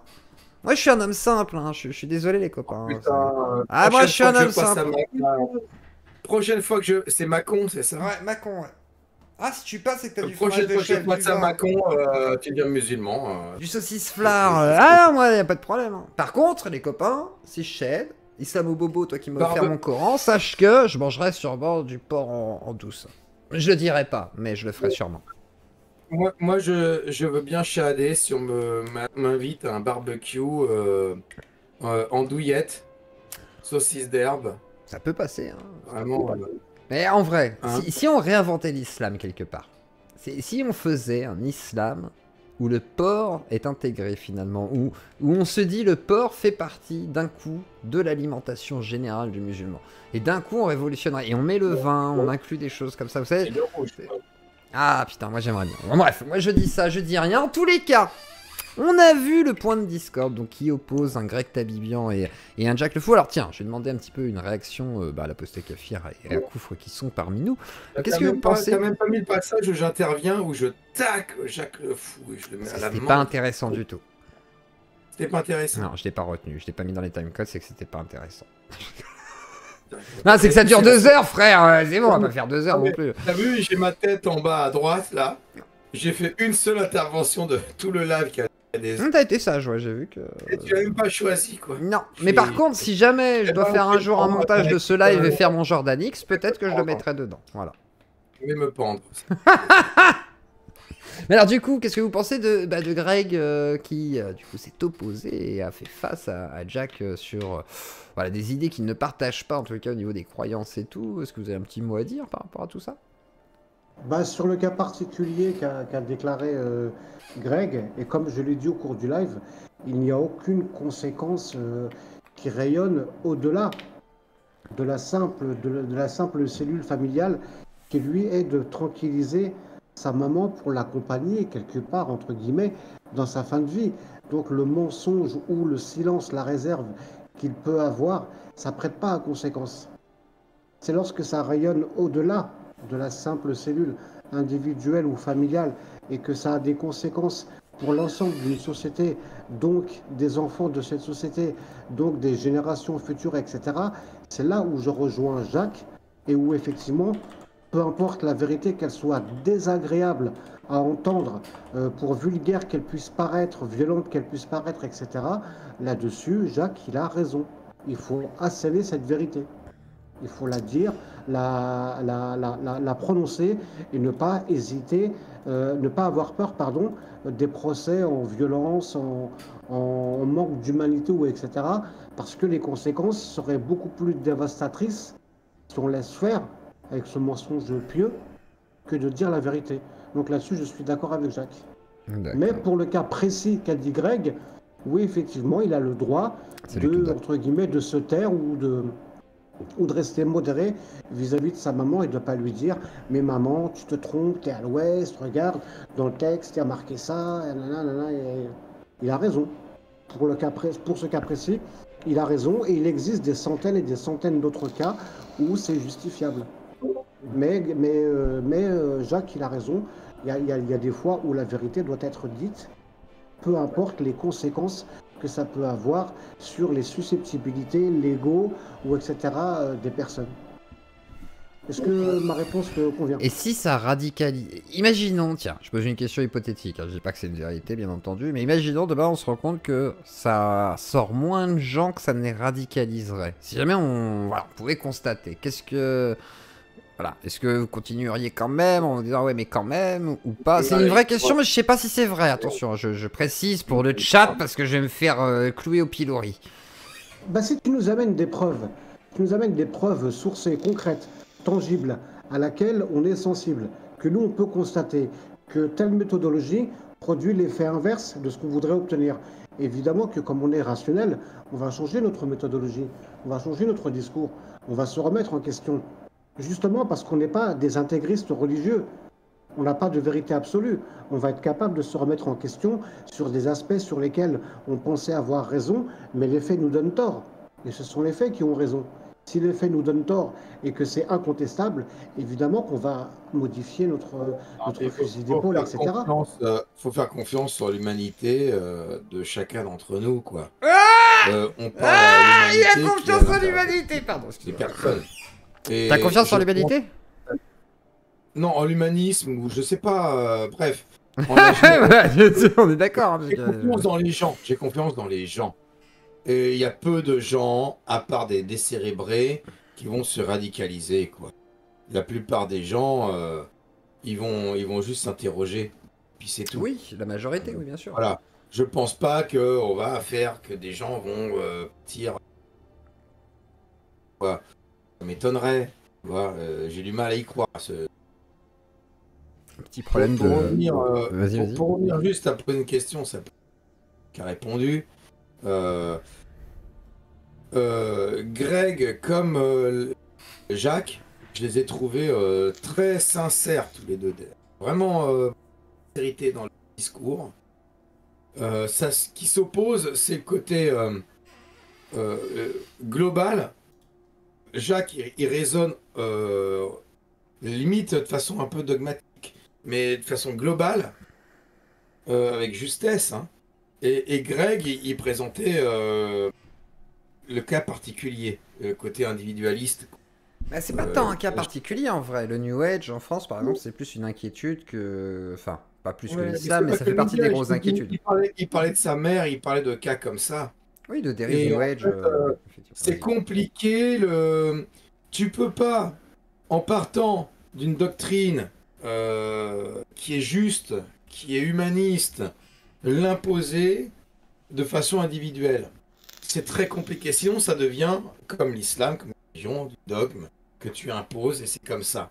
Tu vois, par rapport au cas de la mère de Greg. Et par contre, moi, ce que j'envisage, mais après, je me trompe, c'est plutôt partir de l'individuel avec humanité, l'individuel pour créer vraiment le dogme et aller vers le global. C'est pas parce que quand tu imposes que tu as des théories comme ça globales avec des lois, etc., que tu veux les imposer, ça passera jamais. Hein. Il faut que ça vienne d'en bas. Il faut que ça vienne de. Après, c'est compliqué. Hein. Très compliqué. Moi, c'est ce que j'appelle le paradoxe de la limite. C'est-à-dire, vas-y. Bah, imagine demain en France, Macron il fait voter une loi, on met de côté les problématiques de financement. Il y a une loi demain en France qui dit que tous les foyers français qui ont moins de 1500 € net de revenus par mois auront le droit à un complément de 1500 € pour porter leur revenu à 3000 €. Vraiment, voilà, 1500 €, tu gagnes moins de 1500 € ou tu gagnes au maximum 1500 €, le gouvernement te verse 1500 € comme ça pour compléter et t'aider. La personne qui gagne 1502 € va se ramener et va dire, mais je comprends pas, franchement, soyez humain, je gagne que 2 € de plus que la limite et j'y ai pas droit alors que 2 € ça change rien. Là, on va dire, ok, on va mettre 1505 €. D'un seul coup, celui qui gagne 1507 €, il va venir et va dire, ah bah attendez, là, moi j'ai que 2 € par rapport à 1505 €, la nouvelle limite. C'est des lois de merde. Tu mets 1510, tu vas voir celui, tu n'en finiras jamais. C'est le paradoxe de la limite, c'est malheureusement comme ça. Un peu comme les impôts, quoi. Un peu comme les impôts. Ouais, t'inquiète. 22% quand Oui, t'es tout oui. petit, ça fait beaucoup plus mal que quand t'es plus gros, mais par contre, après, bah, tu payes plus, voilà, et puis il vaut mieux être plus gros que petit, et voilà, Ah, mais- etc. quoi. Vous n'avez pas votre compte en banque aux Bahamas, vous? Ah bah j'aimerais bien, putain, j'aurais dû faire ça. Moi j'aurais dû faire une association, j'aurais dû faire voilà, une truc défiscalisé aux Bahamas ou je sais pas où là. Ah qu'est-ce que je me serais régalé, mais non, non, il a fallu que je sois con, il a fallu que je sois un auto-entrepreneur là. Mais putain. Auto-entrepreneur. Ouais. Moi, je me fous cauchemar. de ta gueule, mais j'ai raison. Quel cauchemar quoi. Non mais je vous jure, ne devenez pas auto-entrepreneur. Comme ça, en tous les cas, quand vous n'y connaissez rien et que vous n'avez pas appris des choses pour gérer des entreprises, je pense qu'en fait, c'est plus compliqué que ce que l'on peut croire. Bon, bah, je pense qu'on a fait le tour pour ce soir entre Jack et Greg Tabibian. Demain, on va se faire un petit peu d'actualité de Radio Libre. Du coup, on se retrouvera demain. Je pense que vous allez voir aussi mon passage chez Touda aujourd'hui. Touda qui est dans mon Discord actuellement. J'étais sur son TikTok, car des fois, elle fait des TikTok. Et on débat Excellent, de toutes Touda. choses, etc. Excellent. Un Et- amour. Mon son est beaucoup plus fort que les invités. Ah, attendez, alors peut-être qu'il faut que je remonte un peu le Discord en lui-même en général. Non, c'est pas vrai. C'est possible, ça, par Mais contre. coupe ton micro et laisse-nous. Oh, vous vous calmez les enfants, hein. Attendez, ça va mal se passer. T'as vu ton sondage, 61% ressenti, bientôt daté. Oui, bien sûr, il y a 61% daté, laïcité. Alors, ça veut pas dire daté forcément, mais en tous les cas, de gens qui prônent la laïcité, des gens qui sont pro-Jésus, 31% quand même. Ce n'est pas rien. Et je sais que quand je parle de témoins de Jéhovah, je me fais beaucoup reprendre en mode mais touche pas à Jésus, s'il te plaît. Oui, je sais, les copains, je suis baptisé, tout ça, mais quand même. Jésus revient, Jésus revient. Bref, mais voilà. Et on a judaïsme, 4%, ce qui est une forte représentation quand même par rapport à l'islam qui est à 5%, donc, ce qui ne m'étonne pas trop parce qu'on a quand même pris des positions particulières ici qui font qu'il y a beaucoup de gens de la communauté.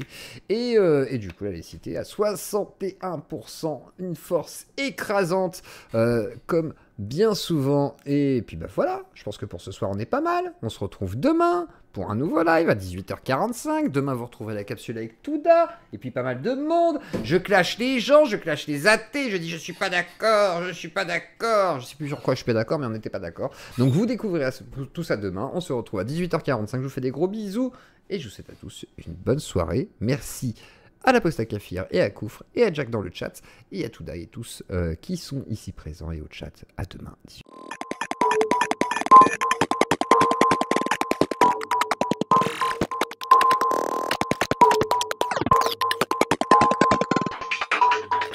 Okay.